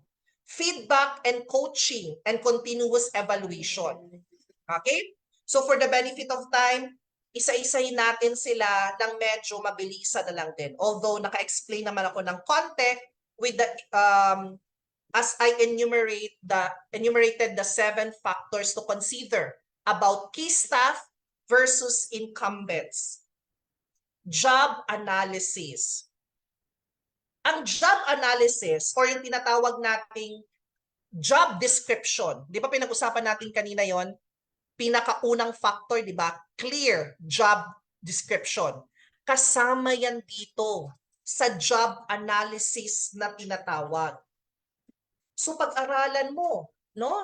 You need to conduct a thorough study about the roles and responsibility of the key staff. Yung ideal nga na sinasabi ko. So mag-create kayo ng document, sulatin ninyo, wag lang nasa isip. Do not just think it. You need to ink it as well. So sulatin nyo, okay. Meron tayo ngayong operations manager. So ngayon, magbe-brainstorming kayo with the employer, boss, ma'am, sir. If I will ask you, kakausapin ng HR yung employer, who is your ideal operations manager? Siyempre, minsan din may mga employers na hindi naman gender discrimination, no? Hindi naman siguro gender discrimination, pero meron kasing mga employers na halimbawa, ang isa sa mga ideal criteria niya for the operations manager is dapat lalaki. So pwedeng i-consider yon. Although, again, sa panahon ngayon, di ba, we are all given an equal opportunity to work naman, no? Pero, syempre, hindi talaga maiwasan na may mga employers na may ganyan din, na may ganyang ideal na criteria ba? Yung may mga ganyan na ideal criteria. So, like for example, Yung nga, sinabi niya na dapat gusto ko yung operations manager ko, babae. So, the HR, walang magagawa. Eh, di maghanap siya ng babae na mag-fit as an operation manager. Kasi that's the ideal na hinahanap ng employer. Tapos baka sabihin niya, gusto ko yung operations manager is mature. Mga nasa 30 years old above. Or something like that. O, as an HR manager, you need to recruit someone na 30 years old above that is qualified for the position. So you need to have an analysis. So pwede rin namang just like my previous experience na kami ang nag-identify, kami ang nag-list, tapos pag-present namin sa employer, in-approve na lang, pwedeng ganun. Kumbaga parang wala na, parang decentralization ang nangyari. Kasi nung nilista namin ang criteria, okay, go on, approve, walang problema. Kumbaga parang sige, i-implement nyo kung ano yung gusto nyo implement. So, anong tawag doon sa factor na yun, di ba? Decentralization. Decision making, naka-distribute across levels. So, pwede ganun ang mangyari. But again, job analysis is important in identifying the key staff. So, identify the core competencies. Knowledge, competencies, skills, competencies. Kung wala pa sila, anong kailangan gawin? Yun na yung pangatlo. Ay, hindi, pang-apat pala. Yung training and development. Kung ano yung kulang sa incumbents, i-fulfill ng employer. Diba? Through training and development programs. Kasi nag-job analysis ka. Ito yung criteria mo. Tapos nag-determine ka na ngayon ng mga core competencies. May technical, soft skills. Kasi baka yung operations manager mo, hindi marunong gumawa ng PowerPoint. Di ba parang something kulang yun sa kanya? Although pwedeng i-delegate niya. Di ba? I-delegate niya sa ibang tao. O gawaan mo nga ako ng PowerPoint para sa presentation ko. Pero, syempre, yung mga managerial position, dapat may leadership abilities talaga yan sila. Hindi dapat sila introvert, hindi dapat sila mahiyain. Diba? Kasi leaders are always facing in front of the people, sa crowd, diba? Kaya dapat, sila, confident. They need to move out of their comfort zone. Kung mahiyain sila, mag-move out sila sa comfort zone na yon. They need to invest a lot of courage in order for them to fulfill their role as a leader. Minsan may mga taong mahiyain, pero kapag pinatayo mo na sa stage, grabe, ang galing magsalita, ang galing mag-lead, and so on. Ang galing mag-persuade. Okay? So, after job analysis, identify the core competencies. Performance evaluation, as I mentioned, pwedeng gawin after 90 days or after 3 months. Merong initial performance evaluation. Tapos, kapag nag-e-evaluate ang HR, of course, kailangan included dito ang kanilang mga immediate superiors. So, kung meron siyang team leader, so dapat may voice, bigyan ng authority ang team leader para mag-evaluate, of course, sa kanyang team member. Pwede rin kunan ng evaluation ang client na hinahandle niya.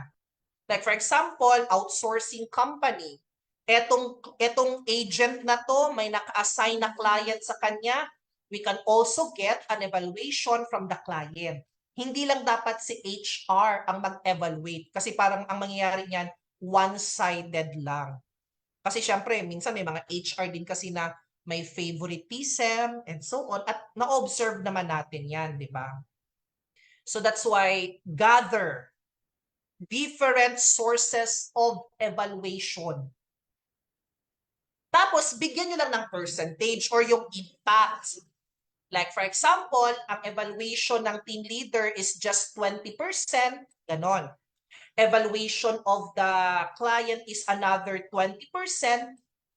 Tapos yung HR is the 60%. Siyempre kasama doon yung tardiness, absences, 'di ba? Yung performance ng task and so on. Ang performance evaluation pwedeng gawin on the first 90 days. Pero hindi pa yan siya for regularization. Kasi in the Philippines, 'di ba? 6 months man talaga ang regularization natin. Under probationary ka pa less than 6 months. Pero on the third month, on the first 90 days, pwede nang mag-conduct ng performance evaluation. Para as early as the third month, the HR can already identify, pwede ba talaga natin itong irregular? Ganon. Kasi baka kung 6 months na, baka parang medyo, parang, sabihin natin, parang too late if baka too late kung baka magsama ang loob ba? Kung 6 months mo pa evaluate tapos sasabihin mo sa empleyado, Sir, Miss, or Mr., unfortunately, on your 6-month performance evaluation, mababa ang percentage na nakuha mo, kaya mag-e-extend ka ng probationary period. So, ang tendency, baka siya yung, syempre, ma-disappoint, mawala ng gana. So, why not, as early as the third month, mag-evaluate, then, ibigay mo kaagad ang feedback. Mr., Miss, on your first 3 months, ganito ang percentage na nakuha mo. Masyadong mababa, sabihin na lang natin poor ang performance mo. That's why you still have another 3 months to show your full potential. Para on the third month pala, alam niya, ay, kailangan ko talagang gawin ng ganito. So, pwedeng on the first 90 days, and then of course, 120 days, yung 6th month. Tapos kung masipag talaga yung HR department at may sariling team para mag-performance evaluation, o pwede yung gawing every 6 months. Pero once a year na lang, masyado na kasi yung every 6 months. Once a year. Or if the situation requires performance evaluation. Like for example, may na-violate siya sa contract. Kunyari, nalaman nyo na meron siyang na-disclose na company information. It's confidential, pero pinagsasabi niya kahit kanino. So, kailangan siyang i-performance evaluation ulit. Training and development plans. Ito, na-explain naman natin to. This is part of your support mechanism. No, dapat meron talaga itong meron talagang programs ang bawat companies, mapa-private man yan or public na mga offices, di ba? So you need to continuously learn, no? Mag-join ng mga free webinars, magbayad kung merong mga registration fee, you collect certificates. Eto hindi sa dahil ina-encourage ko kayo to collect certificates Baka sabihin nyo, kasi para magkuha kami ng 50 pesos. Hindi. Pero ito kasi yung point ko, no? Certificates, may mga tao na nagko-collect ng certificates. Ako, I am collecting certificates. Yan, kapag hard copy, kasi nag-resource speaker ako, di ba? Importante sa akin ang mga certificates. Kasi nilalagay ko yan siya as part of my portfolio. Siyempre, kung meron akong 100 certificates na invited as a resource speaker, siyempre, believe na nga yung iba, wow, palagi siyang ini-invite na resource speaker. So, tumataas ang credibility mo. Pero eto yung eto yung point ko as an HR practitioner kung bakit chine-check ko rin pag may nag-a-apply sa amin, chine-check ko kung ano yung mga trainings na sinalihan niya in the past. Because take note and always remember, all the certificates that you collected, those are documents that will measure your knowledge, competencies. Okay? The certificates, mapa-soft copy man yan or hard copy or e-certificate man yan, you collect, you include that one in your resume. Kung marunong nga kayong gumawa ng resume, di ba naka-PDF man yan, you can actually upload. Siyempre, hindi natin ilalagay kasi yung practice din ng iba sa online, yung online na application, lahat ng certificate ilalagay din doon sa PDF. Ang daming pages na yon. walang magsa-scan, no? Walang magti-take time to scan a lot of pages. Kaya ang ginagawa namin kapag online application tapos PDF, ginagawa na lang naming clickable. Kunyari, di ba nakalagay sa resume mo, trainings participated. Kunyari, nakalagay webinar on HR management. Pwede nyo siyang gawing clickable para yung hiring personnel, pag i-click niya, magpa-pop up sa screen niya yung certificate na inatenan ninyo. Okay? Because again, certificates can measure your knowledge competencies. Hinahanap ko kaya yan.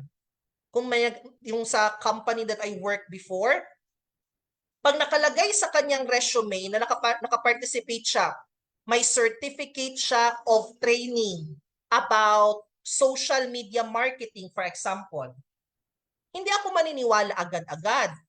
Bakit? Kasi pwede kang maglagay doon eh. Pwede mong ilista lang. So, kailangan ko makita ang certificate. So, nung nakita ko, okay.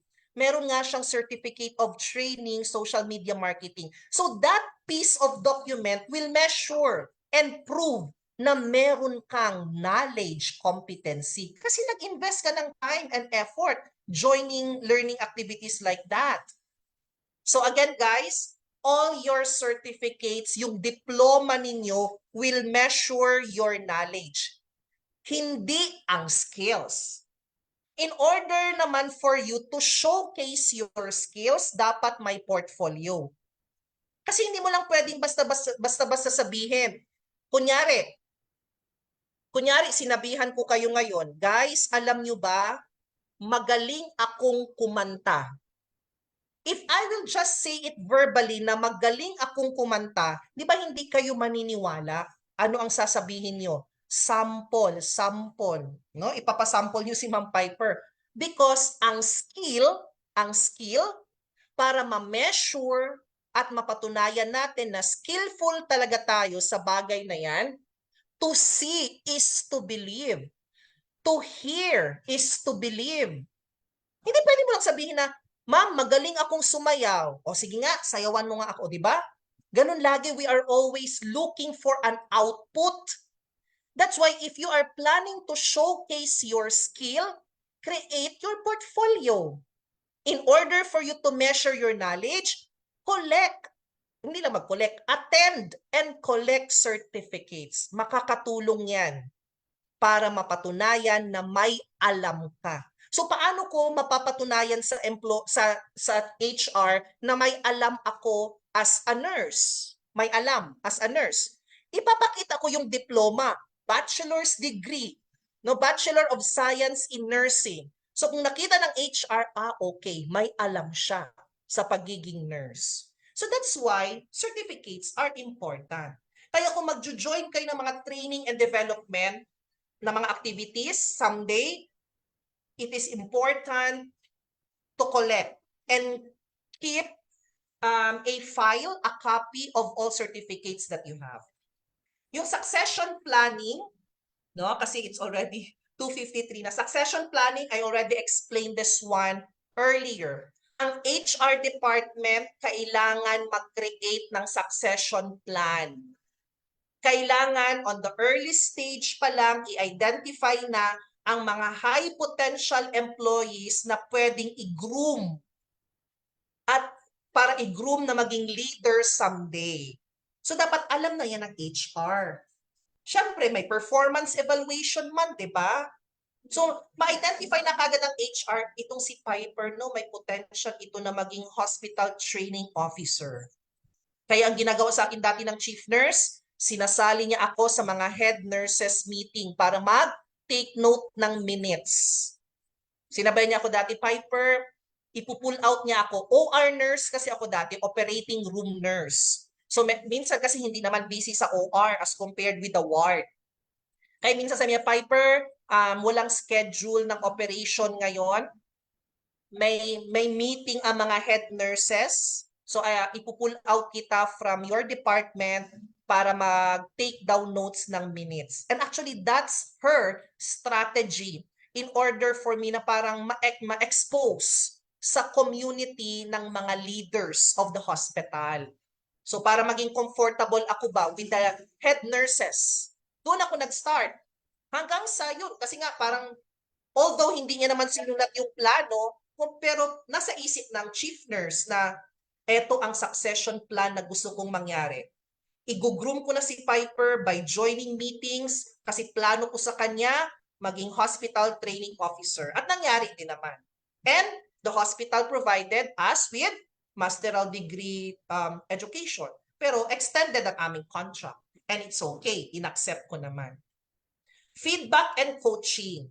Actually, yung feedback kasama na ito sa performance evaluation. Kasi kapag meron ka ng result sa evaluation na ginawa nyo sa employees, syempre, i-relay mo man yan. You need to relay. At kakapin mo yung empleyado na eto yung feedback, eto yung result ng performance evaluation mo.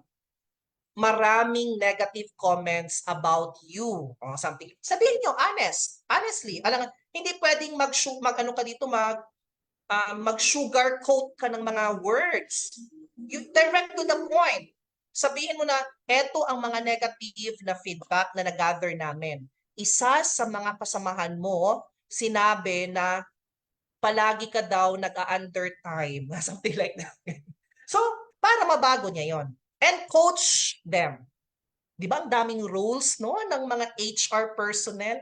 Ang coach, magkaiba yan sa mentor. Coaching and mentoring are two different terms. Ang mga HR personnel, they are coaching. No, they are coaching employees holding the current position para silang mga guidance counselor to improve their competencies. Pag sinabing coaching, ganito ang ginagawa natin ha, pag coaching, magkaiba ito sa mentoring. Coaching and mentoring are two different terms and they are two different responsibilities. Hindi lahat ng coach mentor and vice versa.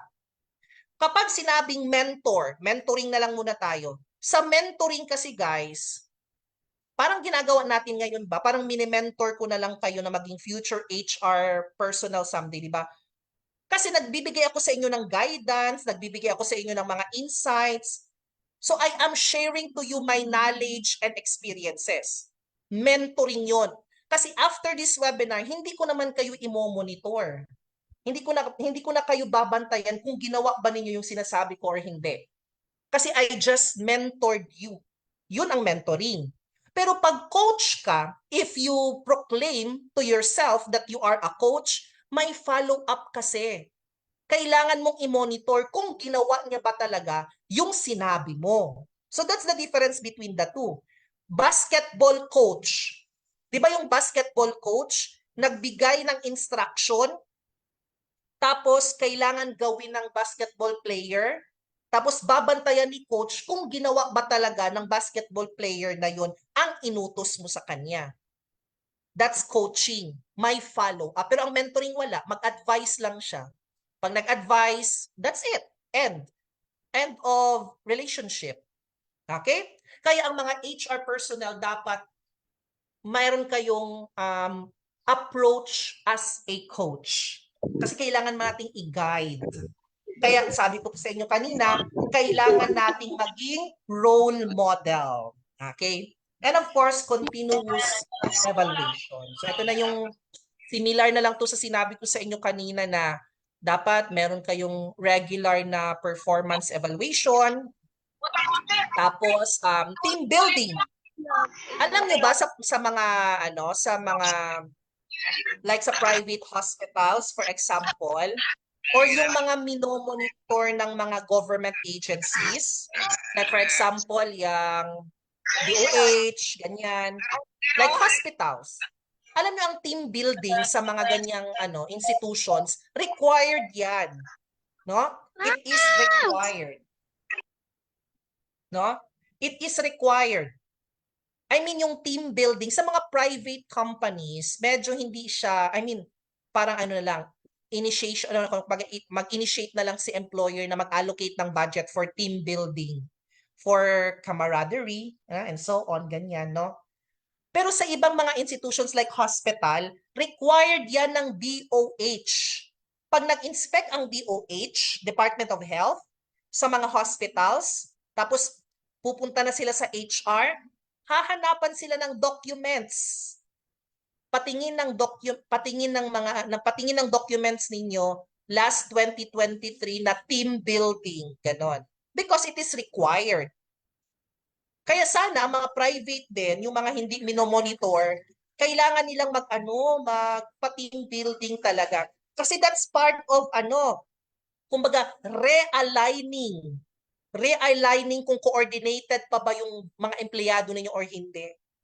Pero alam nyo, ilang beses na ako naka-join ng team building.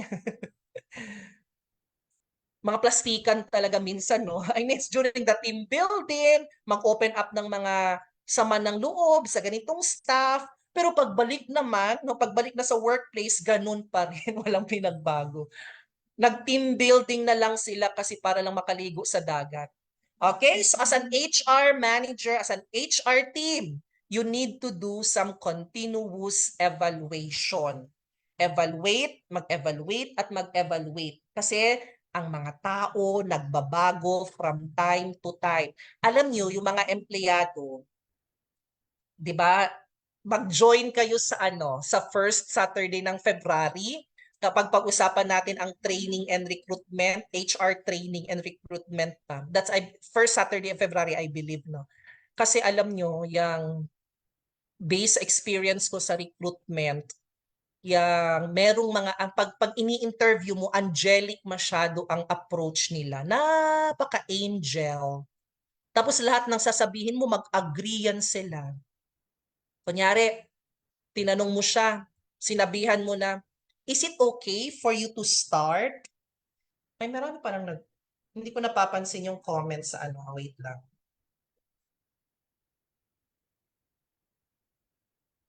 Okay, nag-check ako ng Facebook live streaming. May mga comments pa na. Okay, so going back, yung angelic, no, patapos na rin tayo guys. No? I am wrapping up our webinar already. Ano yan, yung angelic, no? Mag-yes lang yan sa lahat. Tapos pag sinabihan mo, is it okay for you to start with 20,000 pesos per month? 20,000 ba? 20,000 pesos per month? Syempre, dahil naghahanap niya ng trabaho. Tapos ang palaging sinasabi, I prayed for this job. Kumbaga parang sinasabi lagi ng mga na para matanggap kami.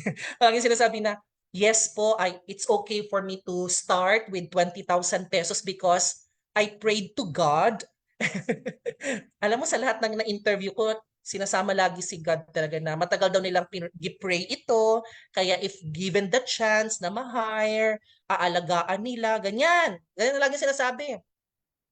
Mabait naman talaga on the first 3 months. Pero pag nakahanap na yan ng kaibigan, mag-create na yan sila ng GC.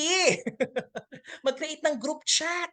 At sasabihin, ang baba ng sweldo natin, no, 20,000 pesos, samantalang ang kinikita nila ganito. Diyan na maglabas ang tunay na ugali. Pag na-regular na, tama. No? Akala ko ba okay lang sa yung 20,000? Pero nung nakahanap ka ngayon ng kakampi mo, sinabi mo, ang liit-liit ng 20,000. Anyway, that's part of the recruitment experience that I had. Normal din naman, kasi ako pinagdaanan ko din naman yan. I mean, during my interview in the past, nung nag-apply ako ng trabaho, syempre, flowering words talaga yan. No? Flowering words. Para ma-hire ka talaga. Okay? Minsan, iilan lang naman yung naiiwang true. Iilan lang ang naiiwang loyal na employee. Kaya, if you want your employees to stay longer, the HR department dapat merong gagawing incentive programs, bonuses and rewards, something like that. Kung merong deduction kapag late ka, dapat meron kang reward kung hindi na late ang empleyado. Like if hindi ka na late for the month, meron kang 500 pesos na incentive. So that's an example of a retention program. Hindi yung lagi ka na lang nagdededuct pag may late, ang compliance team, deduction yan. Magre-report ka agad ang compliance team kay payroll team na payroll na late si Piper ng 10 minutes, minus 100 ha, grabe ang compliance team. Pero dapat ang employee success, mag-incentive sila. Yung mga walang late, okay, 500 pesos. Pag perfect attendance, okay, 500 pesos. Okay? So, continuous evaluation. So, let's finish the presentation. What's next here? Yan, yung summary na. Okay. And to summarize and to enumerate again the 7, so eto na yon. Job analysis, identify core competencies, performance evaluation, training and development plan, succession planning, feedback and coaching, continuous evaluation. Okay? So now, I will end up my discussion with that. Mag-join na lang kayo with our other HR-related webinars, especially for the month of February. 4 yung HR webinars namin from recruitment, health and wellness, mga policy making, yan yung mga minutes of meeting. Importante din dapat alam natin paano ginagawa yan at kung paano siya dinodocument. I-check nyo na lang yung Facebook page namin for the HR-related webinars for February. And I shared it naman via email din, di ba? When I sent your certificates, nakalagay sa baba, PS, check our February, balikan nyo na lang yan. Let me review. Kung may mga questions kayo guys, you can now chat it sa Zoom if you are watching via Zoom. Sa mga Facebook live streaming naman, mag-leave na kayo ng questions. I am just going to play a video while I am preparing the attendance sheet, okay? So kung merong questions, i-type na ninyo dyan, babalikan ko after this video presentation. Ipe-prepare ko lang siya para hindi naman dead air, mag-play lang ako ng video for you to watch. Okay? Eto na lang yung piliin. See you after this video.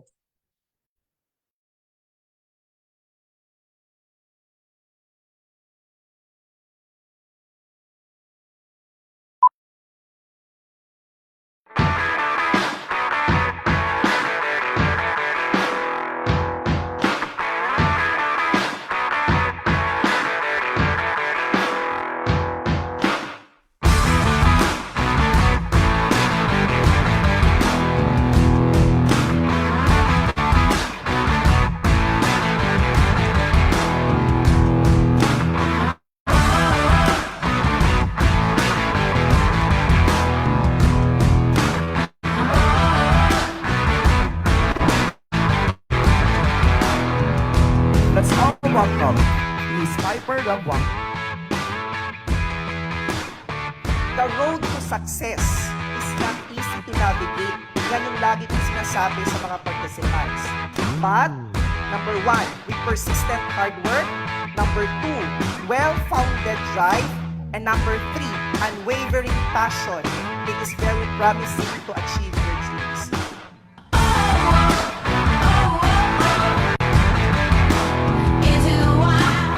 Things that you might be considering would be the cost. It's part of your capital outlay. Learning is always part of your capital outlay. Let me leave this thought to you right now. If education or improving is really expensive, please don't forget this. Try ignorance. You will never go from there.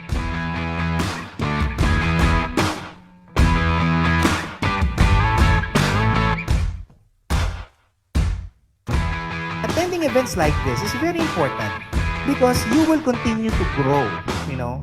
In a case like this, who among us are actually gaining more? The speaker sharing or you guys? You guys. So always attending mga events like this would really help you out.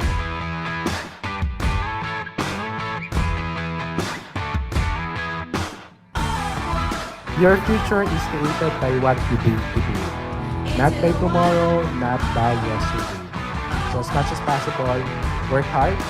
It's not na parang magic siya, na parang pag once gawin mo siya, pag pumasok ka sa freelancing o naging entrepreneur ka, everything will be good. No, it has a lot of hard work.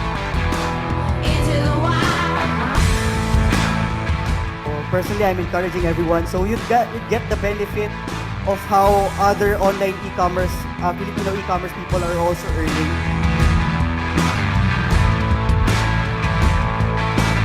I encourage you to use Payoneer because the savings, you get to go to Singapore. click on refer a friend, and then when your friend earns $1,000 in Payoneer, both you and your friend get $25. Easy as that. We connect 500 airports globally in 22 major hubs. So we serve more than 220 countries. There's only 12 countries na we don't serve. We serve North Korea. So baka lang may mag-order, kaya namin siya padala doon. Okay?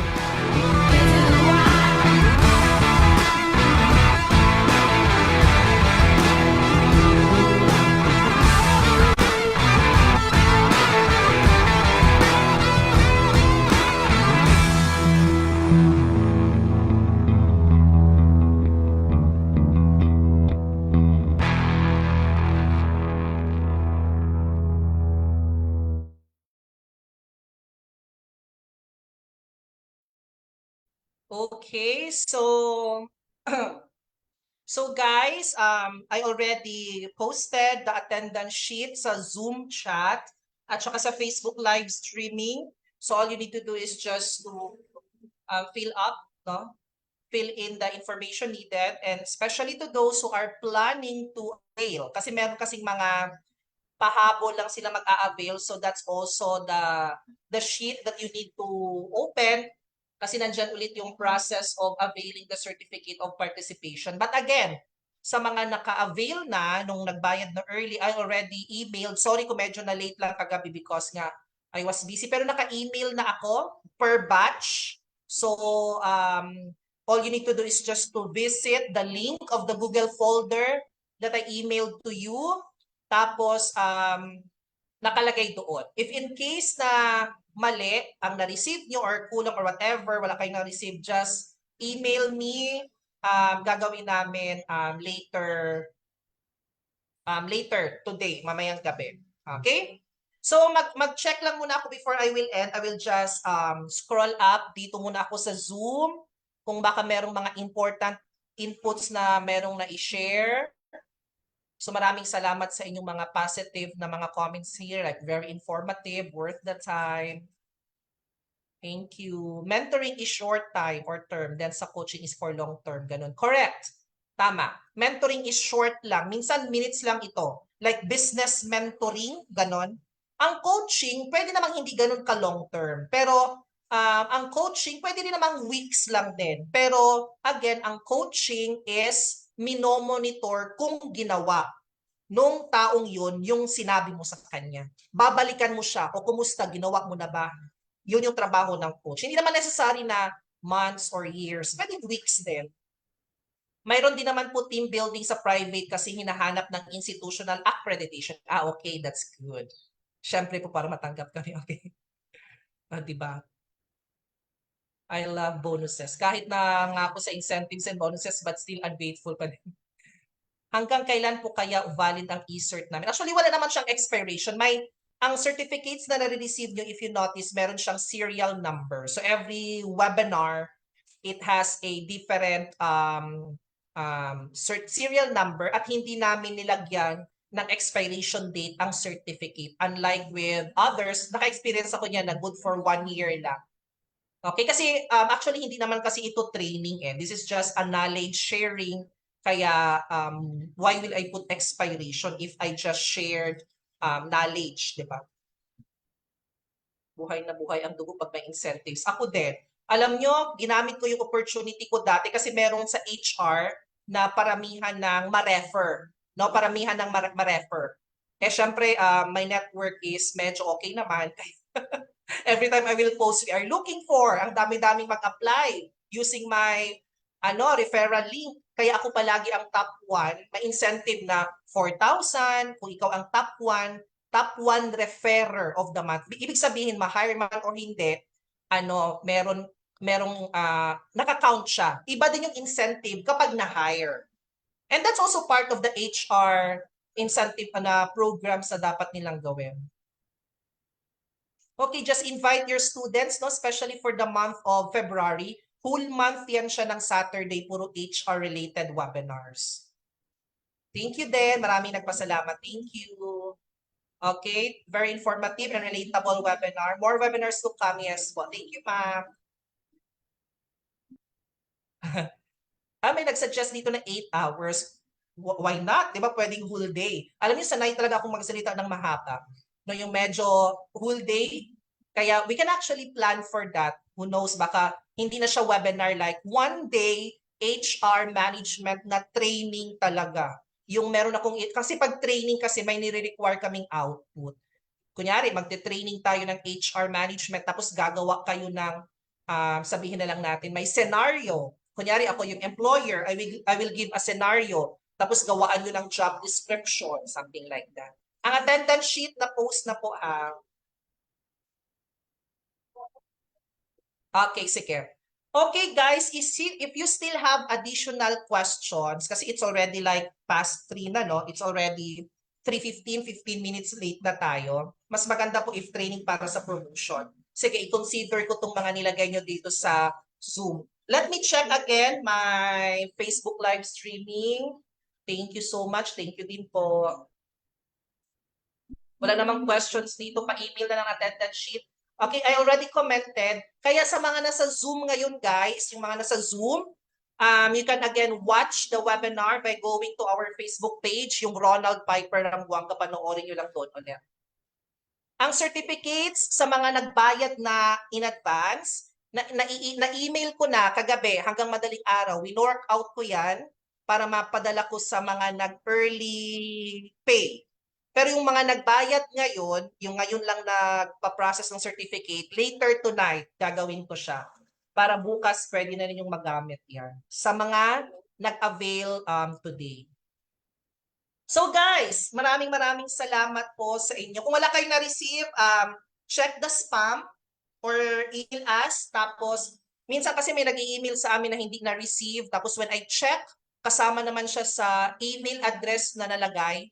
Baka na-mislook niya lang sa inbox. So, hanapin niyo lang sa spam folder or i-check niyo lang ulit. Ang nilagay ko namang subject line doon is Certificate Webinar on Human Resource. Pwede niyo namang i-search yan sa inyong inbox. So guys, that's it. Tayo ko naman kayong abalahin with the rest of the Sunday afternoon.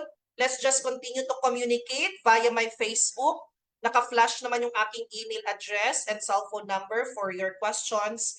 Queries. Kung hindi ako nakaka-reply kaagad, ibig sabihin meron akong other things na ginagawa. So, to give time for other individuals to fill up the attendance sheet, I will play the last video, pero pwede na kayong mag-leave sa Zoom at saka sa live streaming. I will just play the last video just to give time for others to fill up the attendance sheet. So maraming salamat sa inyong lahat.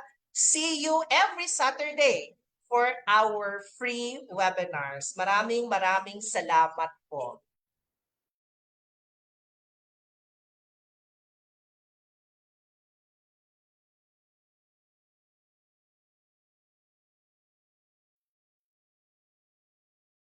The CIO studio at the City Hall. This is Tagum News Central with Louie Lapan.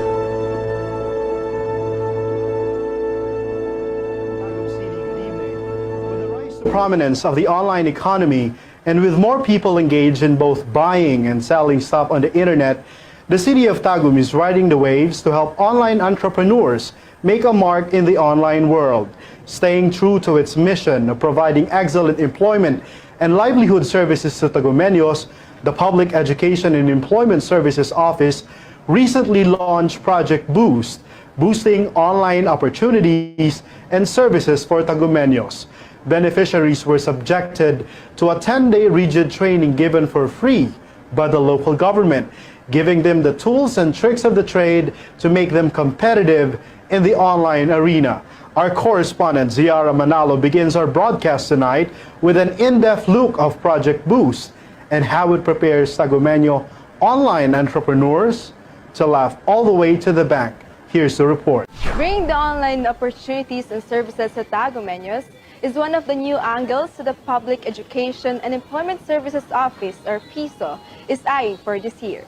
This is made possible as the LGU's newest department launched its first ever Project Boost last May 28, which ended on June 11, 2018. The program offers 10 modules which explore administrative services, content management, Facebook advertisement, and online reputation management, among others. PISO partnered with a skills development company, the Knights of the Online Marketers, which is based in Davao City, to fully realize this program. The online outsourcing industry is actually for everyone. Hindi mahirap makahanap ng trabaho, especially if you have a lot of skills in using the ICT into its full advantage. A former nurse, Madel Tumulak, one of the 25 beneficiaries, stressed the importance of learning this technology for people like her who wants to work home-based. Tanan man jud inclined sa computers, at least ginatudluan ta diri unsaon proper way sa pag-utilize sa computer, especially na information technology era na ta karon. Ni-focus ta on the ICT nga program.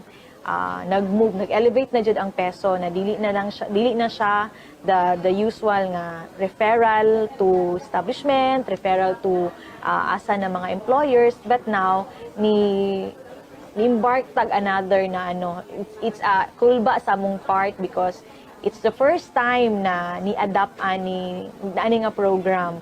Well, the program is set to make Tagum City as one of the most competitive cities in terms of ICT integration. It ultimately aims to help interested Tagumeños to be effective online entrepreneurs.